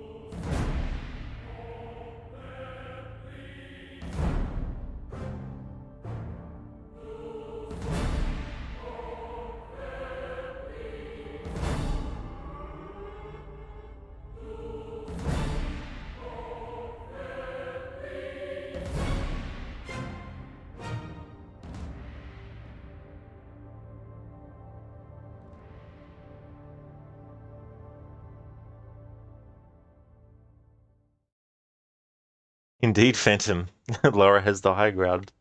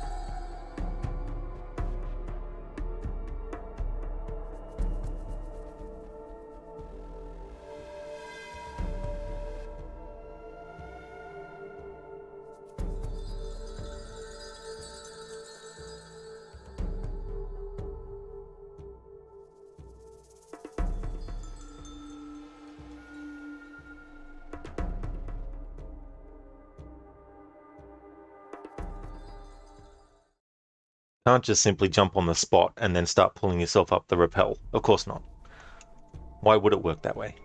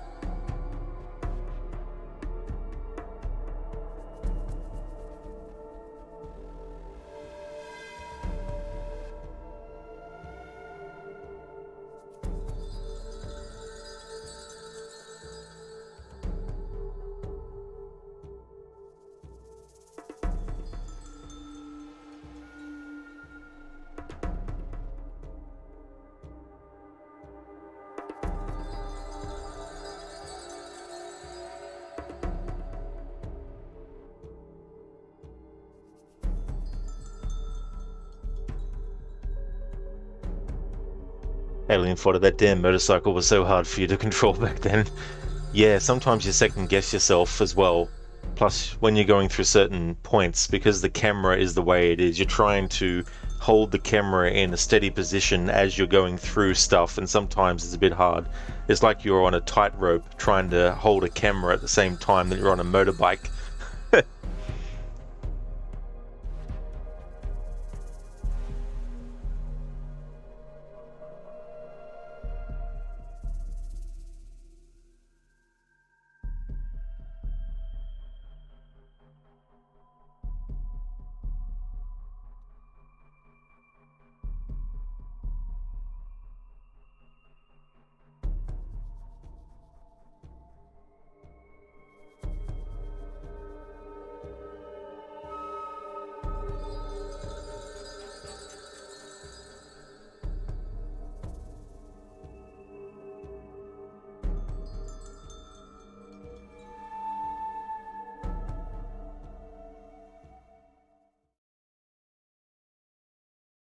Of course, I would just be misaligned slightly to not hit the fucking wall.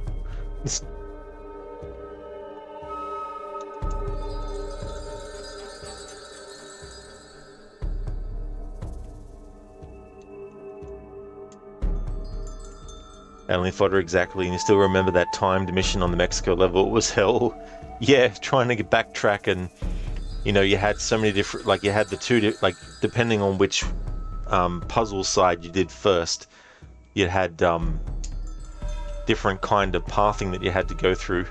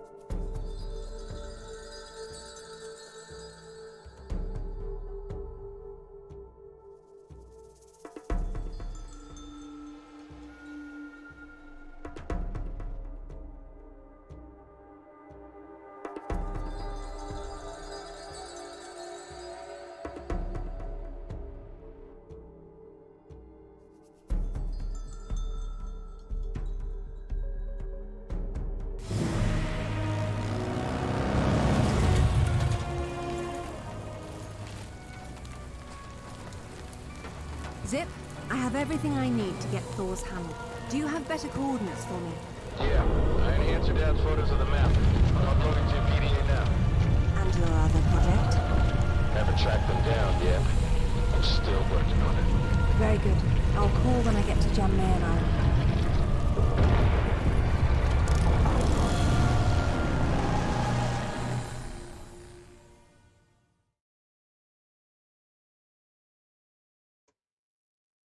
Jan Mayan Island.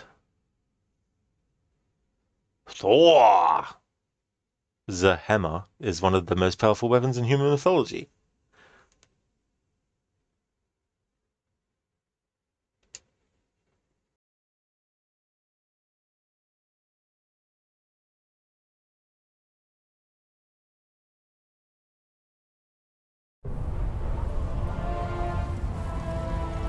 Hey, you know that big expensive ship of Amanda's? The one on the bottom of the Mediterranean? Uh-huh, that one. She has a sister, the Tisiphone, anchored off the coast of Thailand. Looks like they're picking through your leftovers. Excellent work, Zip. Thank you. You've earned some rest. I'll take it from here. Be careful.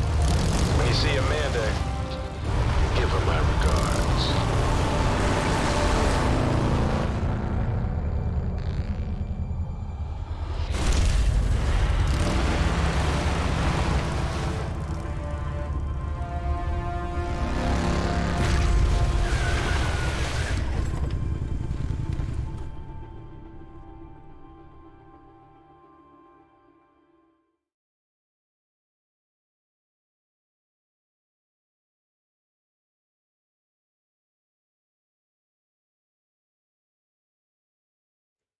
Phantom, that Mexican level has a secret home depot level.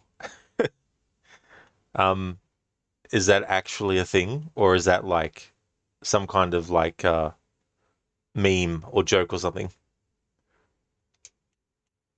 Either way, it's not something that I've like. I know what I guess maybe my understanding what a home depot is like. Isn't it like a shop where you can buy, various tools and equipment and materials if you want to build your own thing or things like that? Oh, it's a hardware chain in North America, is it? I gotcha. Yeah, so it is like a hardware based kind of thing. I gotcha.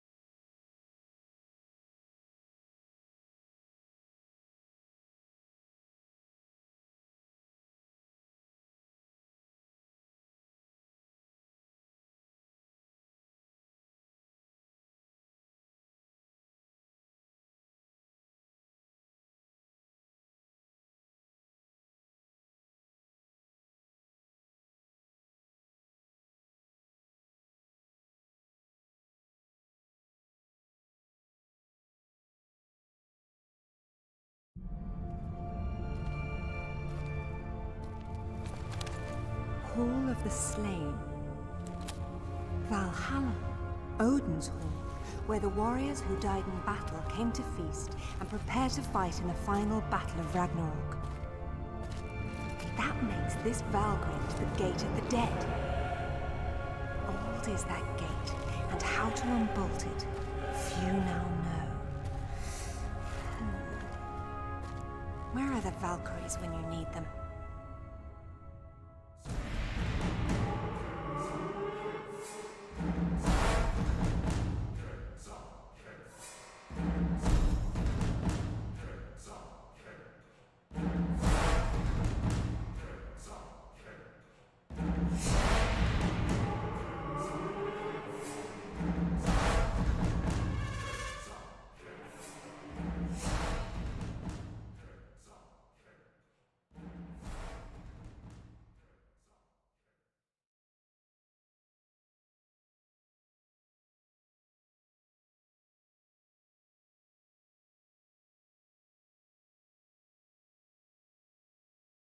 I think I might have killed that many too soon for the music to stop. Or maybe it's another situation like earlier in the game where there's an enemy encounter where the music will automatically stop anyway, regardless of whether or not there's one enemy left or a certain amount. But I just wanted to be thorough and double check, so I'll let this thrall kill me. Hopefully the autosave was before the enemies attacked. Yeah, I mean, that alien fodder right there is a fluke, me getting through like that, because there's a lot of parts there where there's a flat surface with the gap, which is easy to fall into once you've gone along the wall.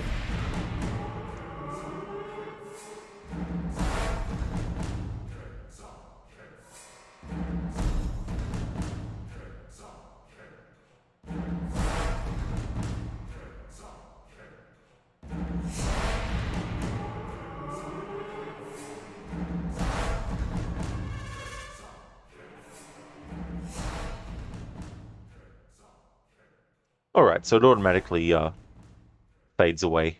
Doesn't matter how many enemies are still present.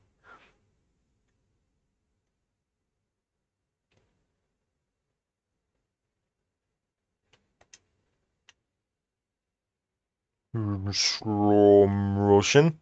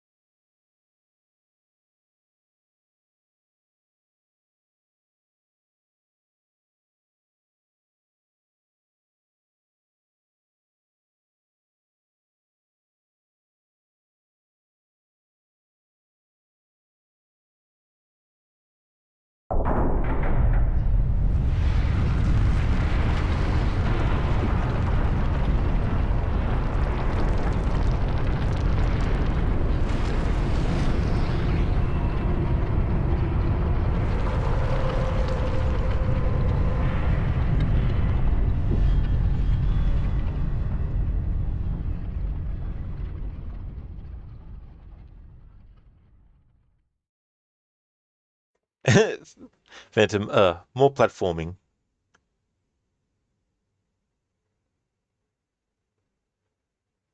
in a Tomb Raider game. Who would have guessed? Just like having weapons in a Doom game. Who would have guessed?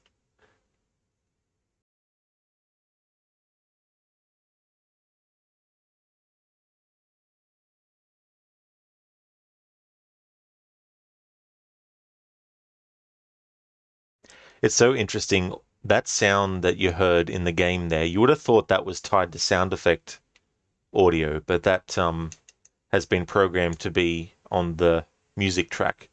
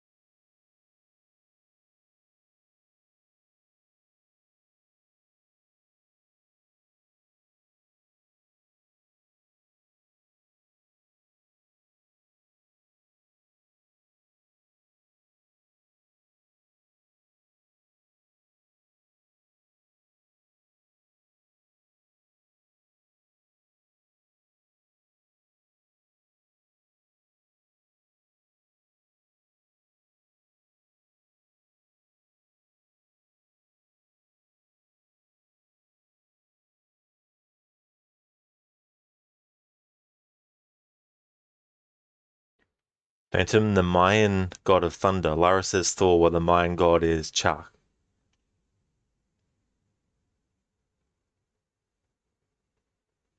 You're not too sure. All I know is that the concept in Legend and Underworld is that there's basically these transport or teleportation stations, if you will, that are connected all across the world, and cultures over the time that had similar stories about myths and legends, it turns out that they're all related somehow, and that all these devices around the world, you can teleport from one to the other. And the idea that the Jormungandr serpent of the myth is actually just the tectonic plates of the planet itself. And so, of course, as you can imagine, in the myth, with Ragnarok and the end of the world, in realistic terms, the plates, or everything that holds the world together, literally the planet, is something that would be destroyed if Natla gets her way. Phantom, yeah, like Horus and Jesus are the same person. Yeah, things like that, different versions of the same story.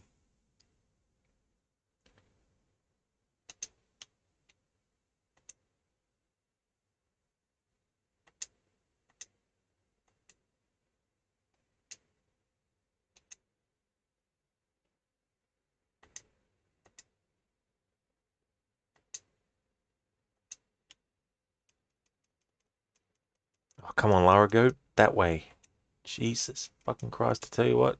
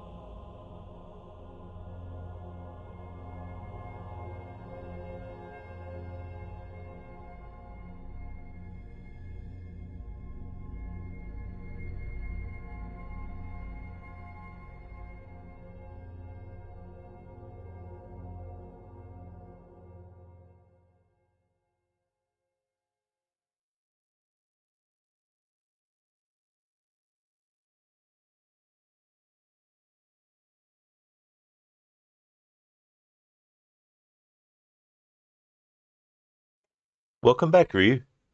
Hope you had a good sleep, dude.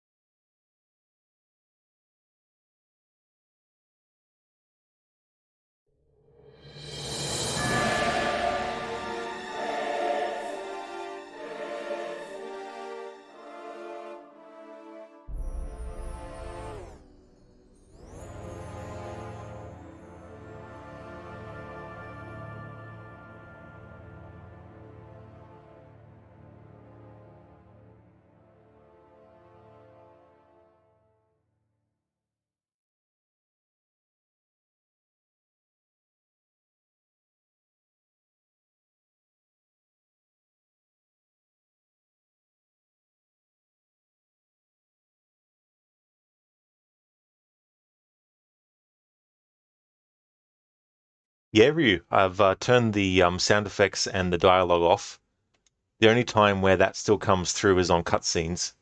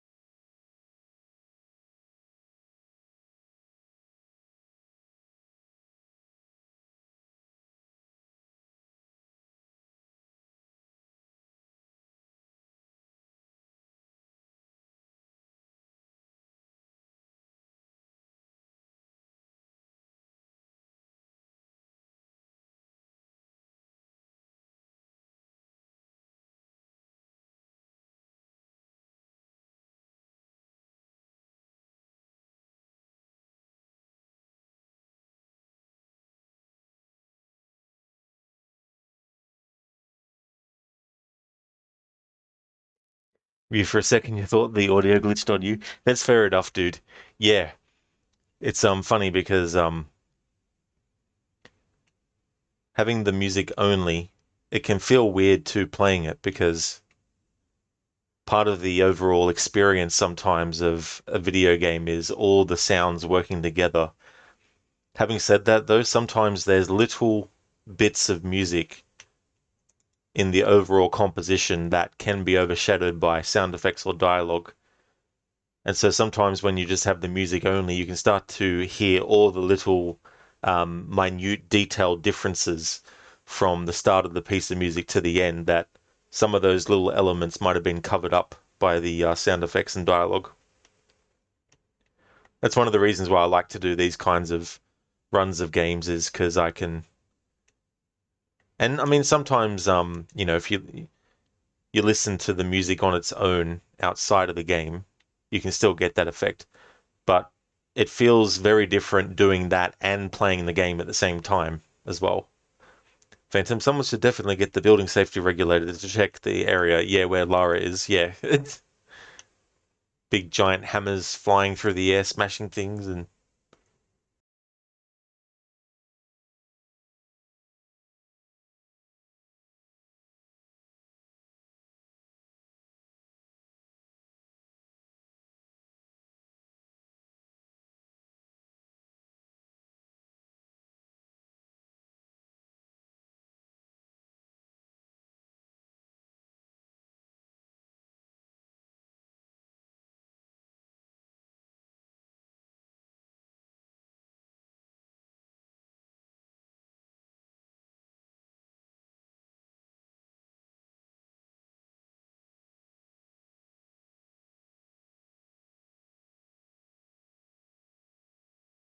oh, exactly, Lucinda. Yeah, pest control company, take care of all the giant spiders that Lara has to face. There's just so many of them.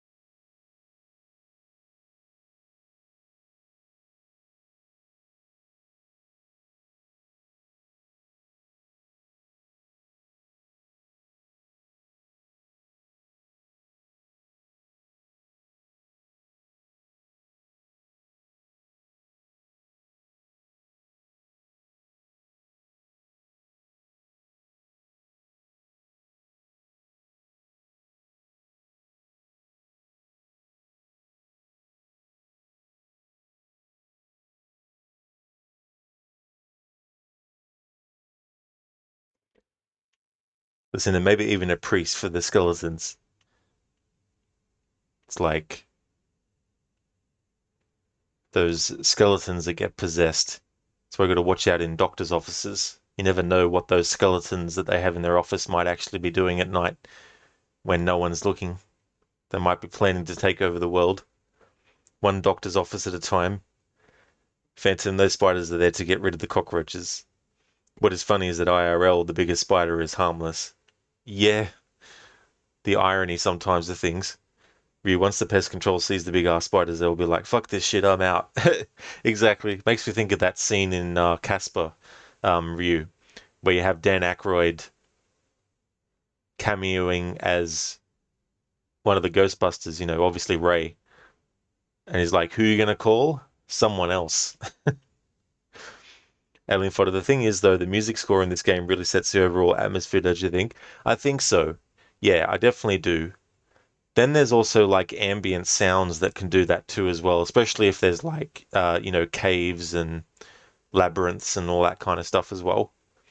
Listen, what about those Australian ones? Yeah, the big giant ones where, you get out of your shower and on the shower curtain you're like, oh, it's a big spider. Where'd that come from? Listen, you think they even made a cameo in the movie Casper? Yeah. Yeah, I love stuff like that when they do it. Ryu, that was quite a clever cameo. It really was.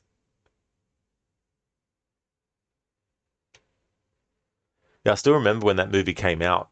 I was still in primary school when that came out, and I remember that was pretty big deal.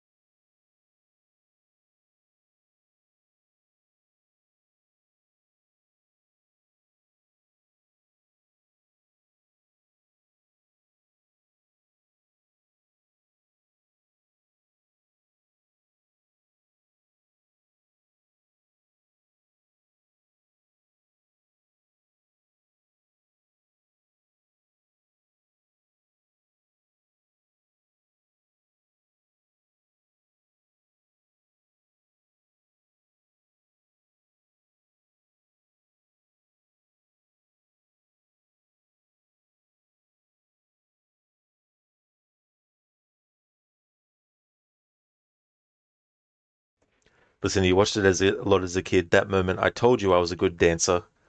It's been a very long time since I saw that movie, actually. So I can't really remember much about it except that Ghostbusters cameo. It seems like there are quite a number of films in '95 that were a big deal. Yeah, yeah. There's definitely movies in every single year, some of which became big deals, or ended up getting like a cult following and stuff. Like Event Horizon, which came out in 1997. Oh, for fuck's sake, game. Okay,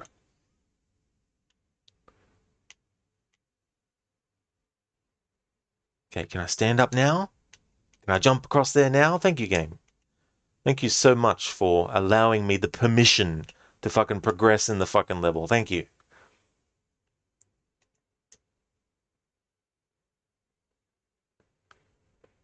I literally pressed nothing once I jumped to the thing that you're allowed to jump to. And that all happened on its own without me pressing anything. Welcome to Tomb Raider Underworld.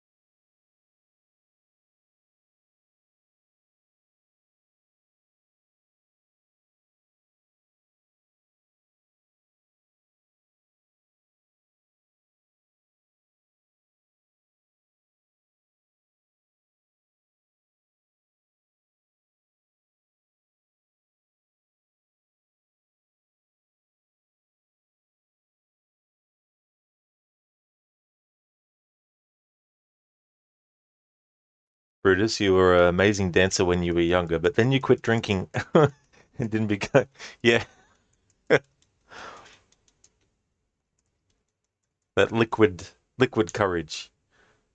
Phantom, you once defeated your school bully with a dance-off. Oh, did you? Star Lord style.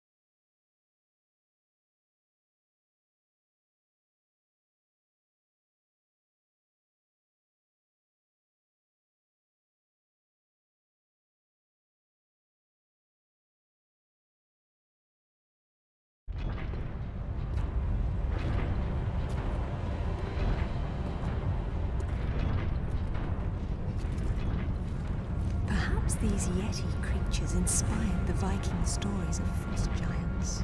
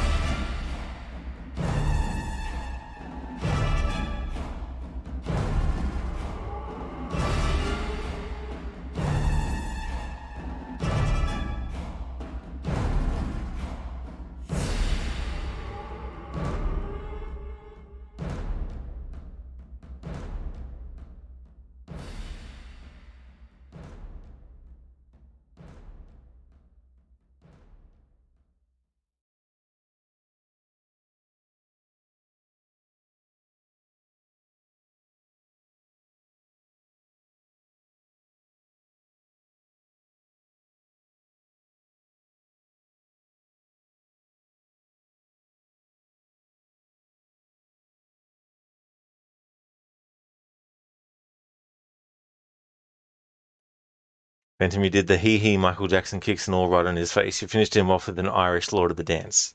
Definitely sounds like, on the tip of his nose, definitely sounds like quite the flurry of attacks. Listen, you will not be able to dance to save your life. Me neither, Lucinda, unless I had ants in my pants or something, maybe. Ryu, this score definitely has a movie quality to it. Oh, yeah, absolutely. We're well and truly in the point in video game history where video games had a lot of very cinematic movie-like music in the games.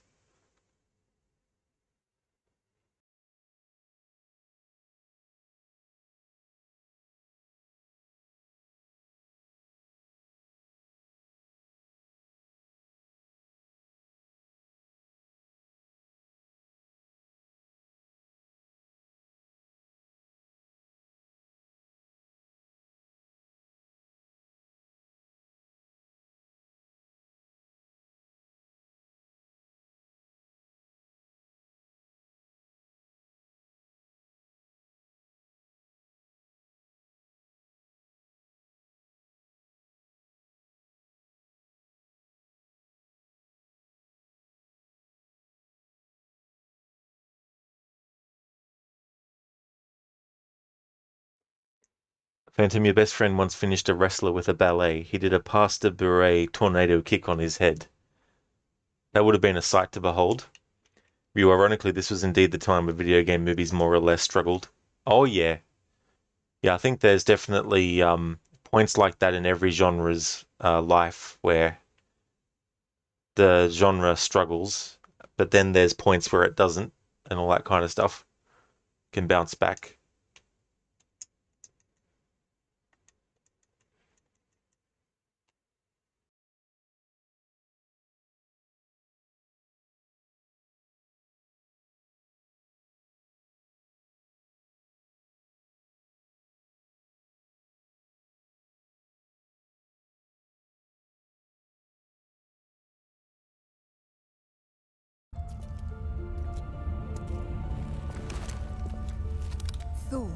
Greatest of my sons, and the greatest weapon on Earth are at last reunited.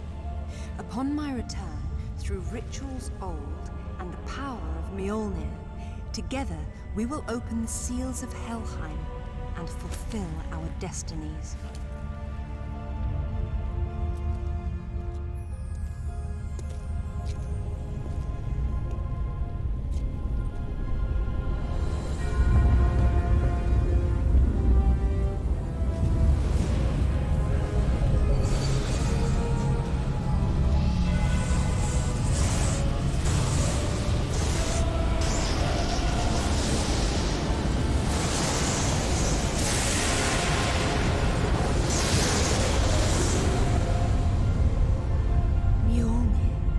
Slayer of giants and the Midgard serpent. More importantly, the key to Helheim, wherever that is.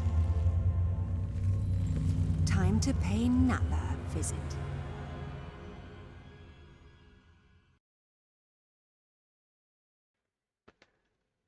So in Legend, Lara got to wield the Excalibur sword of legend, and now she gets to wield Mjolnir of Norse legend.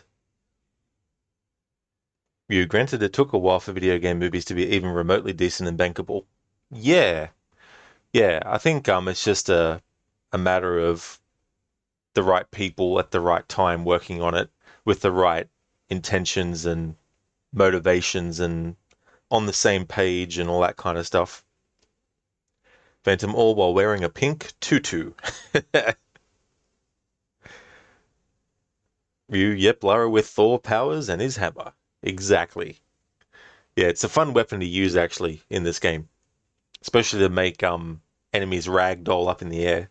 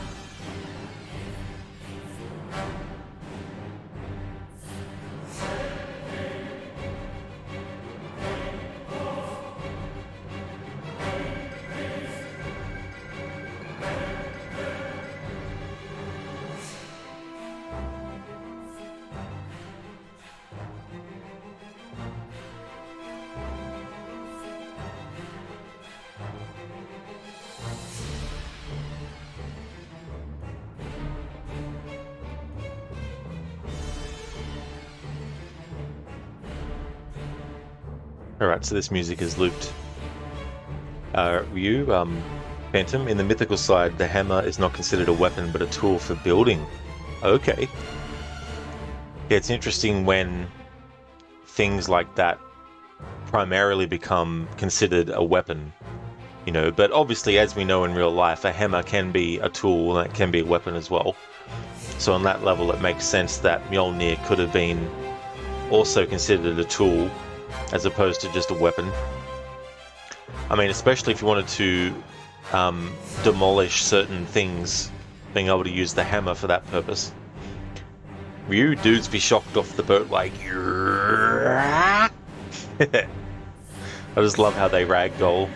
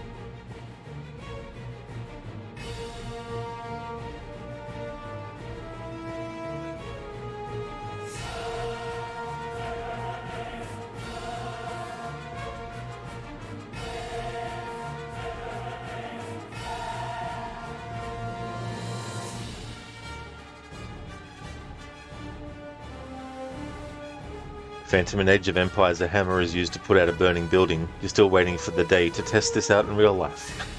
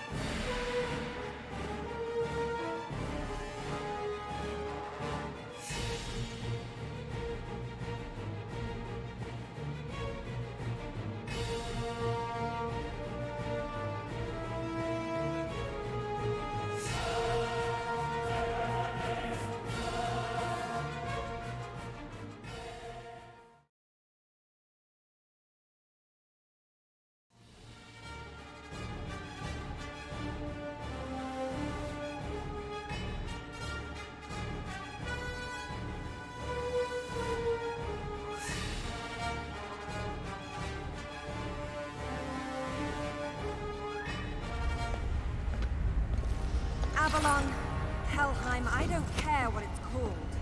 Where is it? Look at all you've done. Incredible. I will never doubt you again. Tell me, now. Very well. But before you put him to death, tell me, are you prepared to wait for Odin to appear and perform the ritual to open Helheim?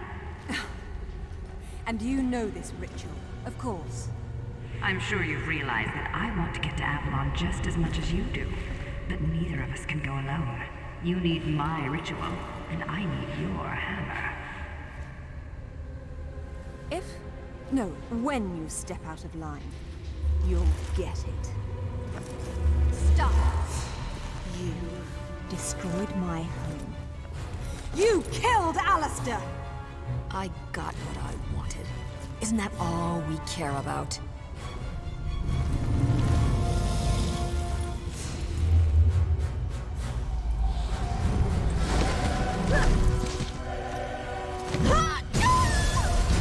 You can die too! Lara, you really are a woman after my own heart.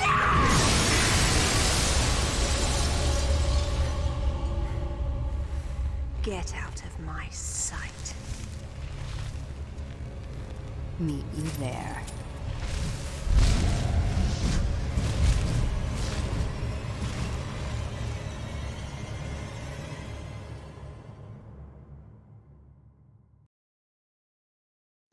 Alrighty then, final level.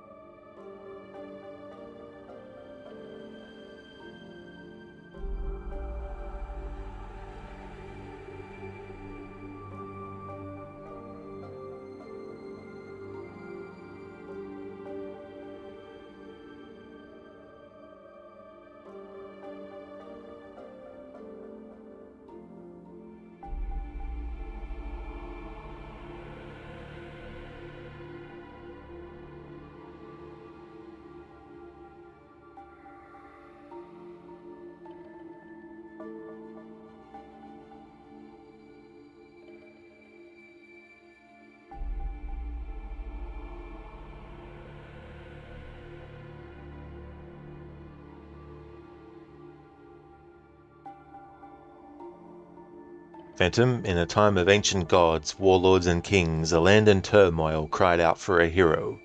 She was Xena, a mighty princess forged in the heat of battle. The power, the passion, the danger. Her courage will change the world. Such a great character.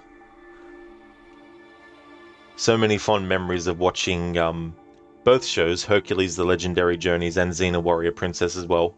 The Xena one, of course, was shown second because it was a bit more, I think, provocative and darker in tone than Hercules was. But it was cool back in the day when that would air and you'd have like, I can't remember if it was Fridays or Saturdays, but they had the double every single Saturday where it was Hercules and Xena back to back.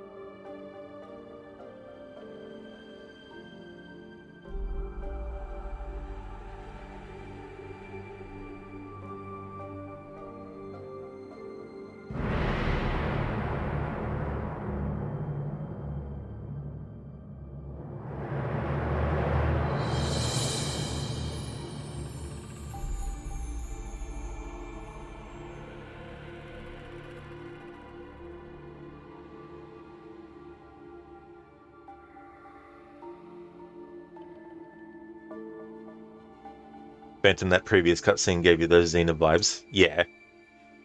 Well, I mean, Xena was definitely a character too that you didn't want to mess with. If you did, you'd either be waking up very sore all over, or you'd be dead, depending.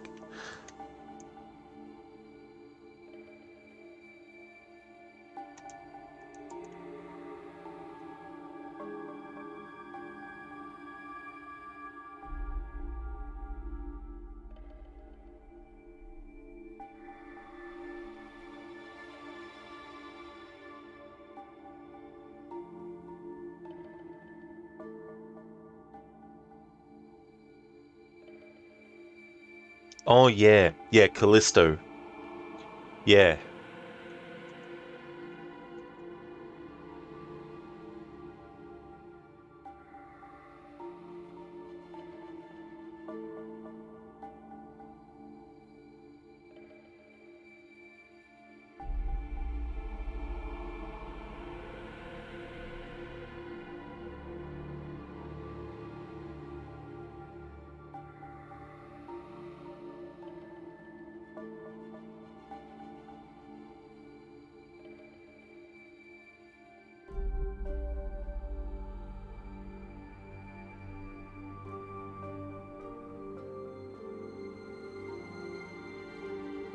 Hey there, Spectre. Tomb Raider. Aqua Woman when? Well, Lara's currently swimming. Underwater. How's it going? Having underwater telekinesis powers? Well, she's actually got the Mjolnir weapon. Phantom Callisto fought in lava after eating the ambrosia, lol. Even TV shows had lava in those days. Yeah. Lots of lava.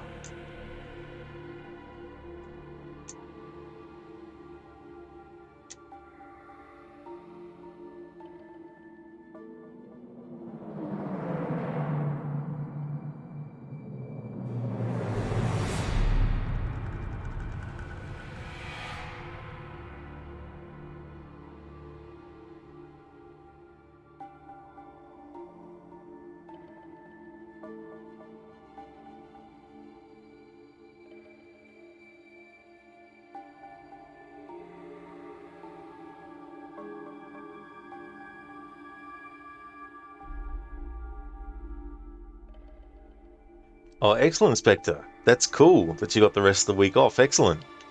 That's awesome. I hope you enjoy.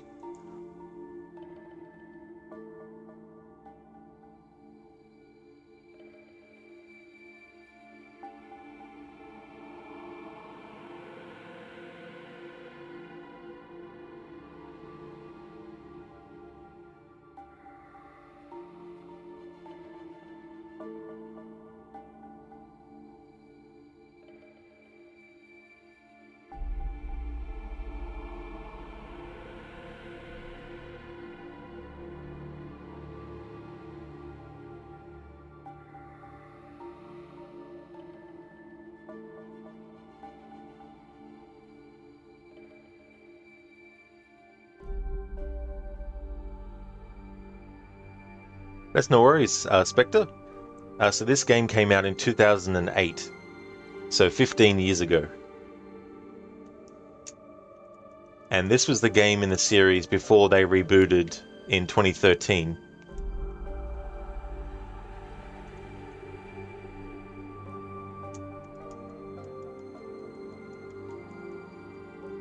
Oh yeah, Phantom. Yeah, house chores.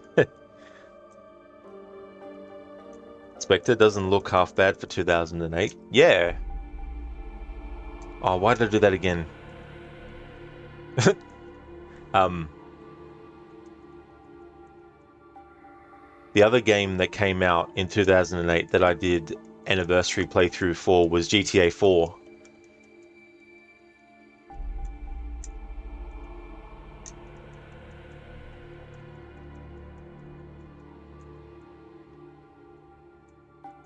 There we go.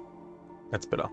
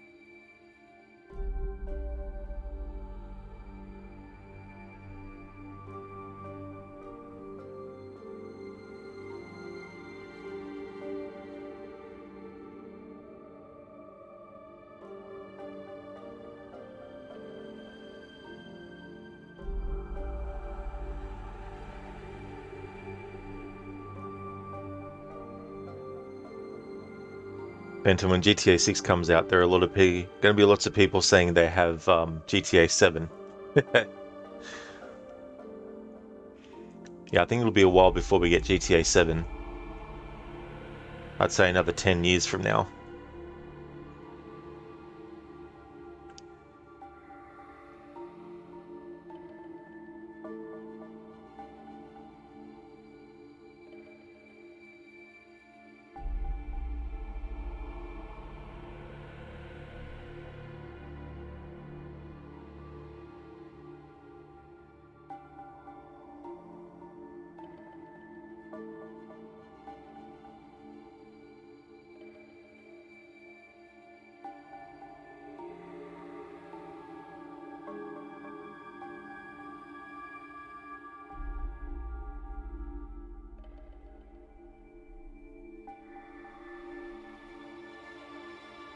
Phantom, they say it's going to have even more tedious animation for picking up items and doing stuff than Red Dead Redemption 2. That's something that never really bothered me, to be honest. Unless you're doing it in the middle of a firefight and you got people attacking you, then I would understand wanting to just loot quickly, like you can in Red Dead 1. But I didn't actually mind it.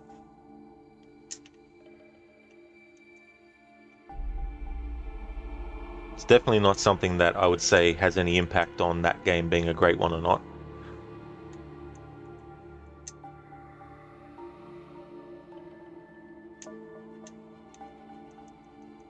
You hear about guns breaking and having to buy new ones. You're not too sure. Who knows what they'll do for GTA 7. GTA 7 might only be available on neural network. You won't be able to play it on PC or console. You have to have a chip in your brain and install it on it to play it. Who knows?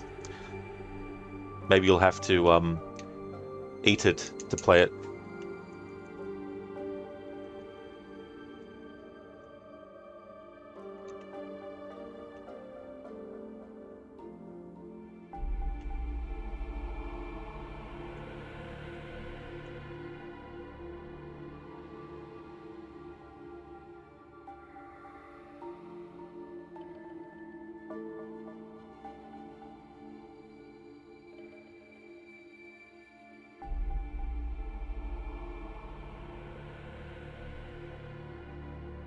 Inspector Fang hot sauce chip installed when? Yeah.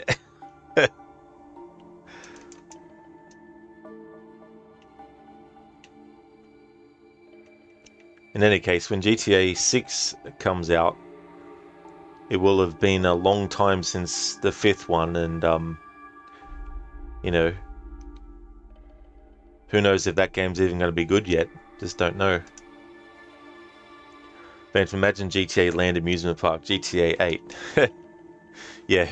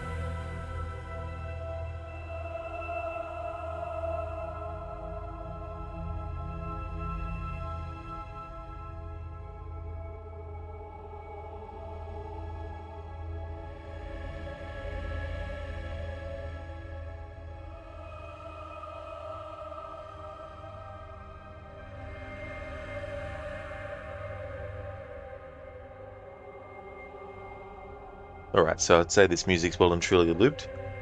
Phantom, would be cool to have limited carry amount of ammo in GTA 6.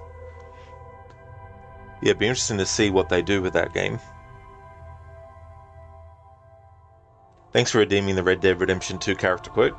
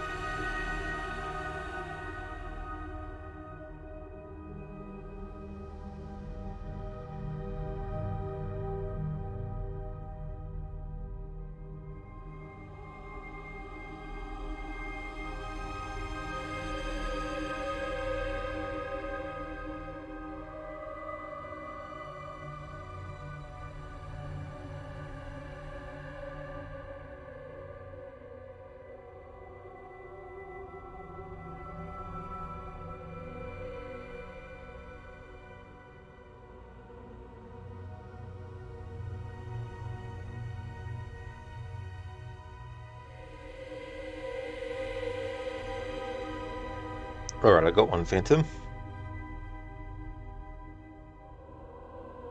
With all due respect, Dutch, is this Tahiti plan really going to work out? You tell me, Arthur. Is it? Have some goddamn faith. So that's an exchange between Arthur and Dutch, of course. There's actually some antagonizing dialogue where, in camp, when you say it to Dutch, Arthur will actually say something along the lines of, "So, do you actually have a plan, or is that just something you're telling us just to shut us up," or something like that? Dutch's plan, indeed.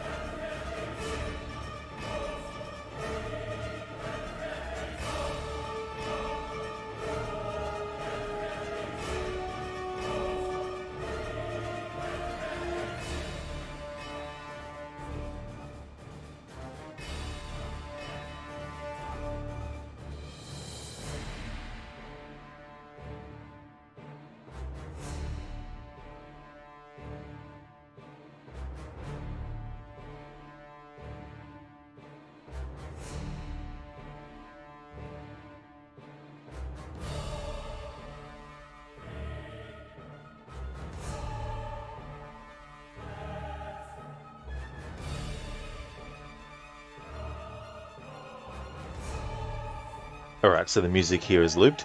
Phantom, he didn't even hit his head at that time. Yeah, it's interesting that event in Red Dead 2. I don't think it's something where you can say Dutch's problems only began with that event.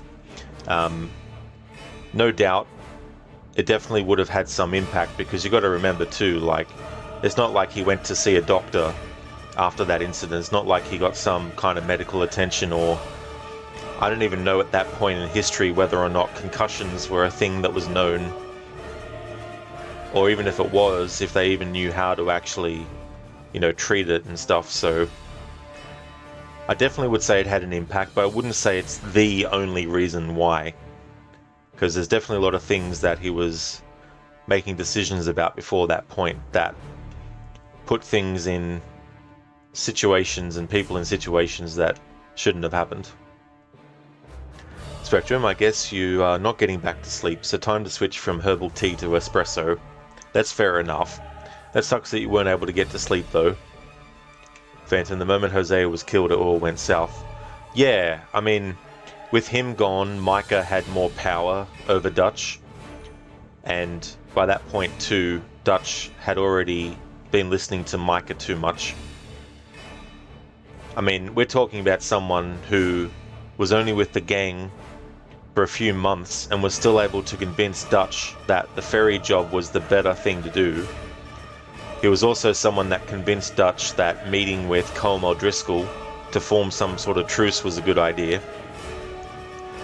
Mike has done nothing but give bad ideas to Dutch, and he's followed up on them. And so with Hosea gone and Arthur not being as listened to, Dutch listens more to Micah instead. Hey Bill the Blue, Red Dead talk indeed. That's the thing. No matter what...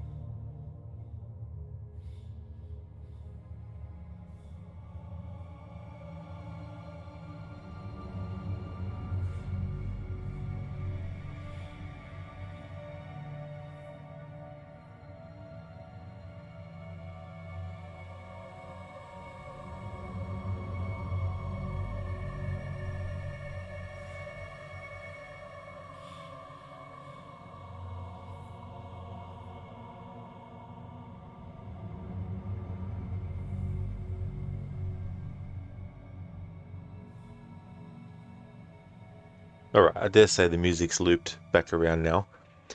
Yeah, Bill. Yeah, some Red Dead talk. Definitely something that will pop up every now and again in one of my streams. But there's just so much to that game's story. There's so many elements, and it's very, very well written. Spectrum, you actually got to sleep fine last night. You just woke up way too early, like 3:30 a.m. Yeah, that definitely is way too early, I would say. I mean, I would agree that that is a time that I would consider to be very early as well.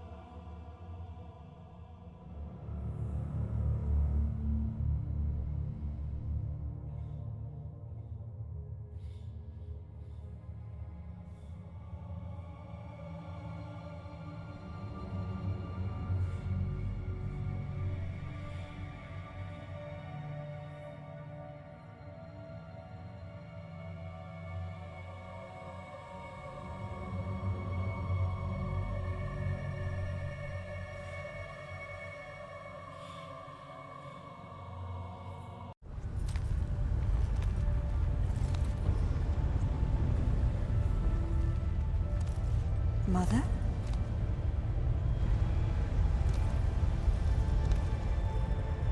Mother, it's me. It's Lara.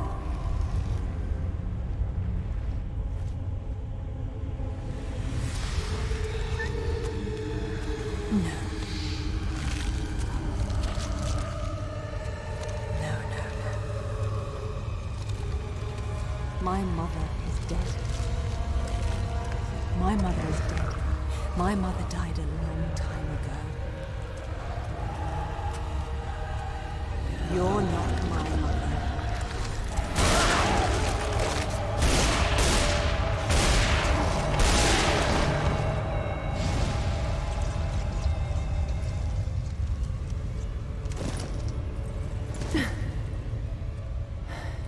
I've lived many times longer than your entire civilization, and I've never seen such delicious irony.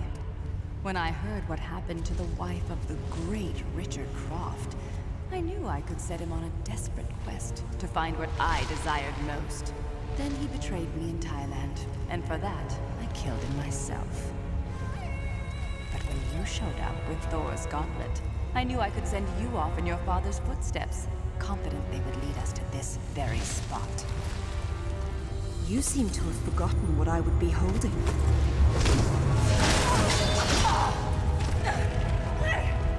When I made this creature for Amanda, she had no idea that my true purpose was to have the means to destroy you at this very moment.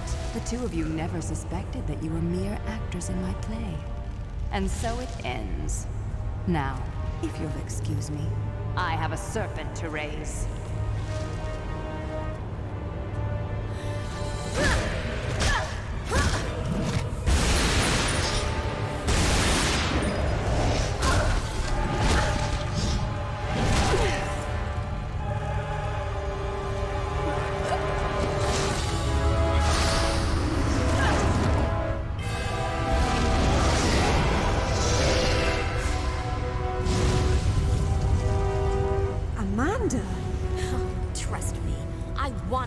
Finish you off, but the Midgard serpent will tear the world apart, and only Thor's hammer can stop it. So, I'll hold him off.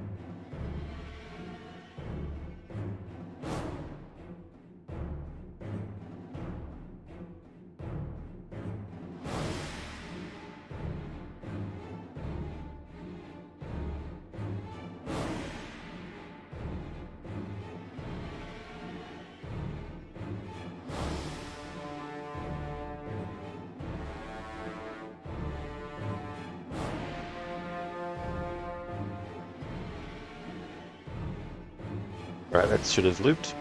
Phantom, at the end of Red Dead 2, you went and picked up Micah Body and brought him to the pig farm from that gunslinger and fed him to the pigs.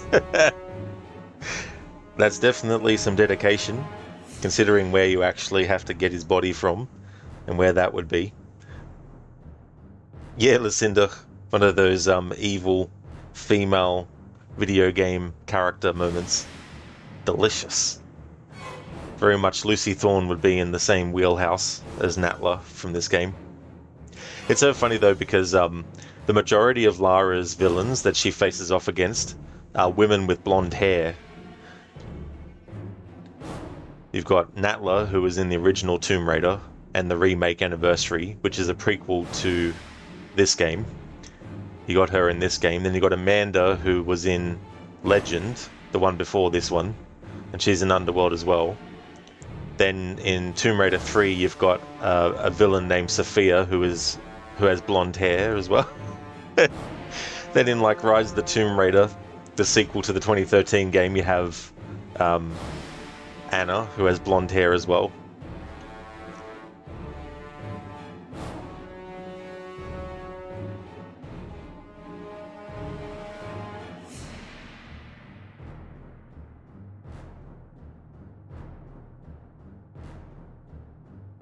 I mean, Amanda's is more white than blonde, but...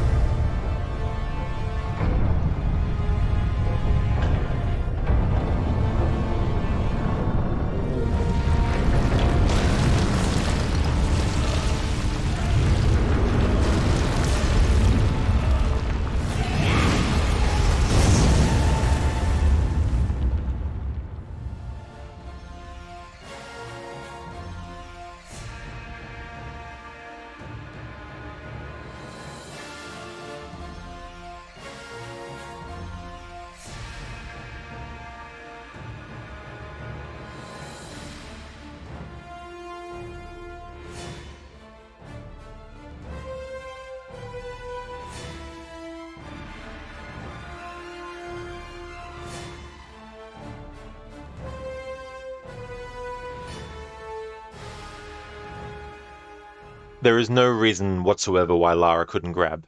The game's just being an asshole. It's that random bullshit generator happening again.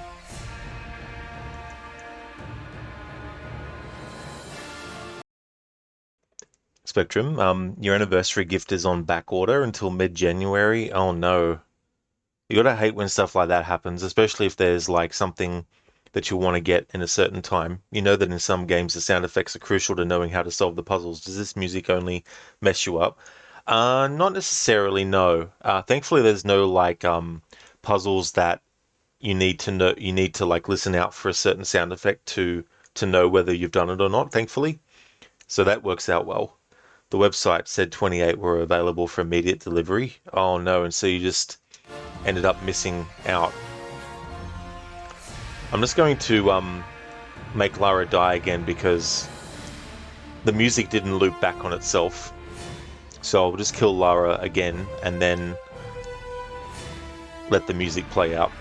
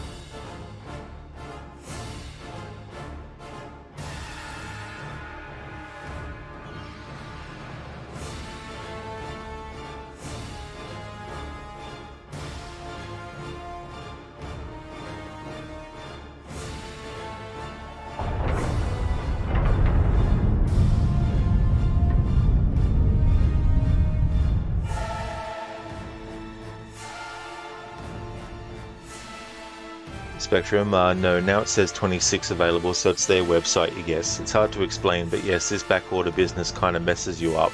Yeah. Yeah, when things just don't go the way that you're hoping, can sometimes mean you have to figure out different things down the line sometimes as well.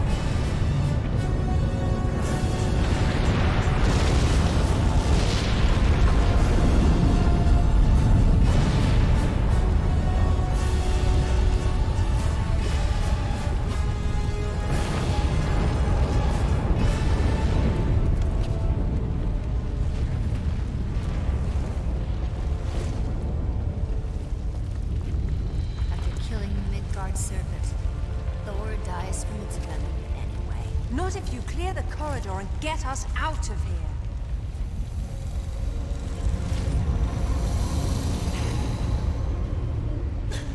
Out of juice, just like Bolivia. The good news is we saved the world. The bad news is now we're gonna die here. Huh, just like your mother. Wait.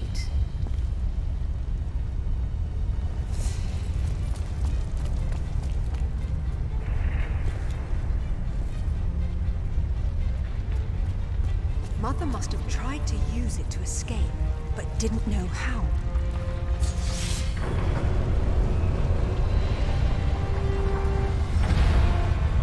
If pulling out these artifacts always brings you here, what will happen if I'm already here?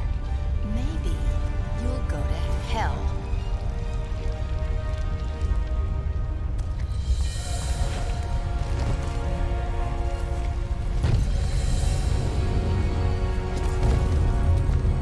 Damn it! I can't reach the sword. But you can. What about you?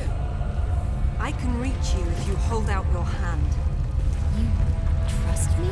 We're out of time, Amanda.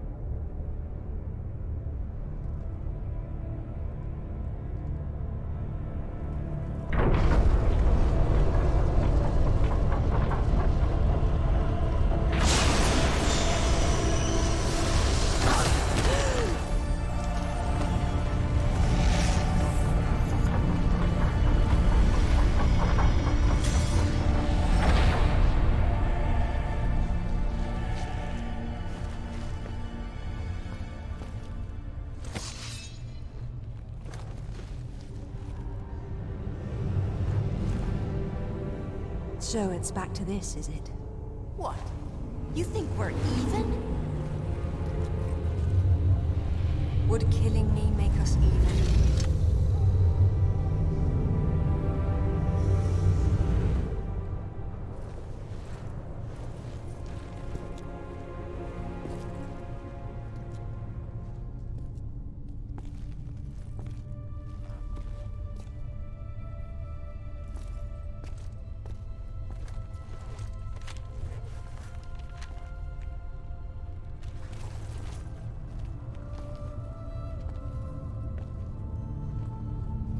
Goodbye, Mother. Rest in peace.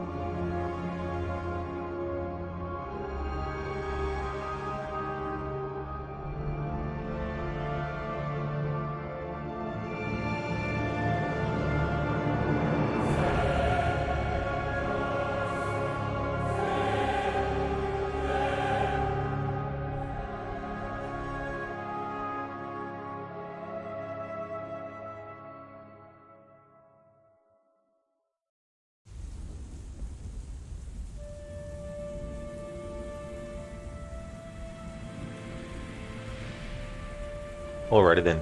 I better turn this back up so that the next time I play this game I don't wonder, hey, what happened with the sound? Lucinda, she about got hit. Revenge, is it? Revenge, is it? Yeah, in the previous game, chronologically, Legend, at the end there, Amanda is pissing Lara off, and she basically pistol whips her with her gun and knocks her out. And she's like, basically, you know, every breath you take from now on is a gift from me, kind of thing. Alien, that is the part that made you cry. Yeah, it's quite poignant too that Lara finds the drawings of the Yeti that she did when she was a child that were left there at that pedestal, and giving her mother a goodbye as well. Thanks for the GGs, Lucinda. Thank you very much. Alien fodder, that and the fact that you were mentally exhausted once you finished the game. Yeah, and that part, that whole last part there, it's very easy to lose track of where you've been, because you need to start from the lower level first and remove the foundation for that part, and then go up. It's very easy to get confused by the layout and forget to do the bottom layer, so that when you do the top layer and you think, hang on, what's going on? And then you see that you might have missed the very bottom layer, that you're like, oh, I've had that happen before in the past. Listen, the revenge, it is not. Yes. Went from revenge is it to it is disappointment. Alien fought a great playthrough, by the way. Well, thank you so much, Alien. I'm glad that you enjoyed it. That was interesting playing this game without the sound effects and dialogue. A lot of great music in this game. And you hear the classic Lara theme a couple of times there as well in the end, especially when she says goodbye to her mother, which I thought was quite a nice touch. In the reboot trilogy from 2013 onwards, there isn't that classic Lara Croft theme in that, which is a bit of a shame. I would have liked there to be at some point. But who knows, maybe in the next game it'll make a return. Might even make a return in the animated series that is a sequel to Shadow of the Tomb Raider that they released a teaser for a couple of months back now, I think. But this is where this continuity kind of ends. We don't know what happens to Amanda after this event. Who knows what could have gone on. I don't know if they had any plans, but around this time when the game came out, they were already working on what would eventually become Tomb Raider 2013, so they already had in their mind that they wanted to reboot around the time that this game was, I think, a year out from development, so I guess this was intended to be the final one without any plans for anything beyond it, except for the reboot that we eventually got. But I just want to thank everyone so much for watching. This concludes the entirety of the 15th anniversary playthrough. The first phase was on the hardest difficulty, which I'd never done before. Normally when I play this game, it's always on normal mode. So I played through on the hardest difficulty in phase 1, and I had never actually done treasure mode before, so I left all the treasures on purpose so that I could do treasure hunt mode for the first time. And that was phase 2, and got that done. And phase 3 has been just the music only. So they're the 3 phases that I wanted to do. The next Tomb Raider stream will be Friday's Tomb Raider 2013. I'm doing a no upgrade / skills plus bow only challenge as well, combined. So that'll be the next Tomb Raider game, but that won't be till Friday. The next stream that you'll see from me, however, before then is Disco Elysium. I'm looking to finish off that game. So that'll be my Thursday game, and then Friday, which is my normal day for Tomb Raider streams this year, has been Fridays. But I wanted to get this done before this Friday, and so I added Tuesday and Wednesday for this game to the schedule. But yeah, Friday will be the 2013 Tomb Raider game, and on the weekend getting back to Assassin's Creed Black Flag. No worries at all for the stream, Lucinda. Absolutely no trouble at all. I'll go and do my outro stuff. Just quit that, and I'll also have a look on YouTube for some music that's extended so I can have that play while I do my outro stuff.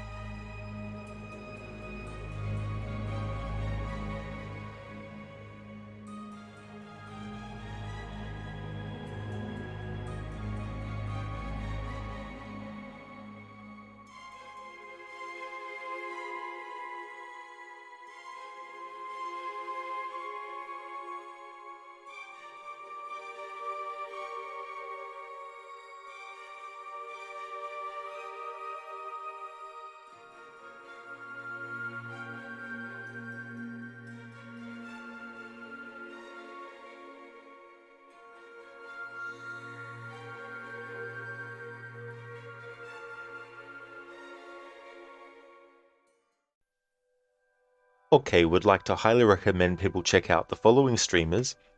Lucinda, who is doing an Assassin's Creed series run, playing through the majority of the games for the first time. Assassin's Creed 3, she's actually played years ago, so her playthrough of Assassin's Creed 3 this year was a second playthrough, but all the other ones have been first-time runs. Currently on Assassin's Creed Odyssey. We'll also be doing Valhalla and Mirage as well in the future. Is also a big fan of horror games, especially the Resident Evil series. Does an annual playthrough series of Resident Evil, but also during October as well, doing a series of different kinds of runs, different approaches and goals and things. Amateur Tech is playing through the Tomb Raider games, playing through all the main entries, currently on Tomb Raider Chronicles, but we'll also be doing Angel of Darkness, as well as Anniversary, Legend, Underworld, and the 2013 reboot, and its two sequels, Rise and Shadow of the Tomb Raider. Mr. Gote is playing games like Mortal Kombat 11. He's also been playing through offline Alan Wake 2, so he's enjoyed that enough to want to get the first game, so he bought the first game recently.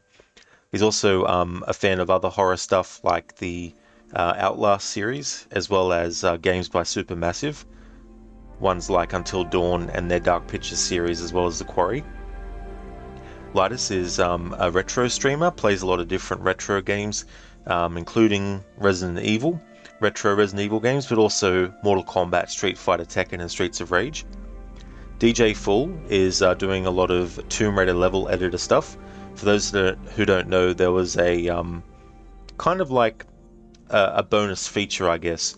When Tomb Raider Chronicles came out in 2000 for PC, they added with it a Tomb Raider level editor.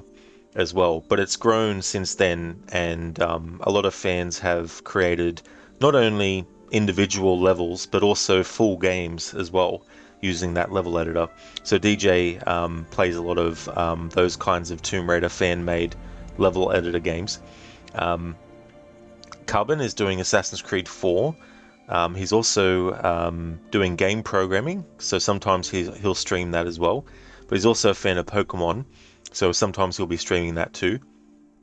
Sadie is playing Batman Arkham Asylum, the first entry in the Batman Arkham games. That's so cool. That game's actually celebrating its 15th anniversary next year. Now that I think about it, it came out originally in 2009. But Sadie is another great streamer, so highly recommend. And same with Talion, he does a lot of third-person action-adventure games like Alan Wake, Control, Star Wars Jedi Fallen Order, and Horizon Zero Dawn as well. So highly recommend checking out all those streamers if you haven't before. And Lucinda, absolutely no worries for the shout-out. More than happy to give you one. Thanks again everyone for watching. Muchly appreciated. We're going to go and we're going to raid Crocodiles, who's playing some Cyberpunk 2077. He's also a massive Assassin's Creed fan, and he's played the reboot trilogy of the Tomb Raider series. Here's a general raid message that people can feel free to use. Here's one that has some free follower emotes as well.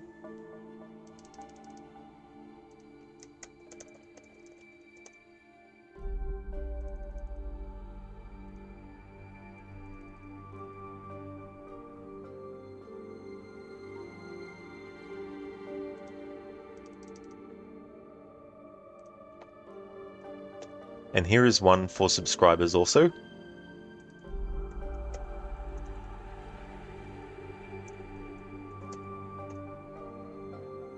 Kick off the raid. This schedule will have to be altered, of course, but the games that are still current on that schedule is Disco Elysium for Thursday, Tomb Raider 2013 bow only and no upgrades challenge for Friday, and on the weekend it'll be Assassin's Creed Black Flag.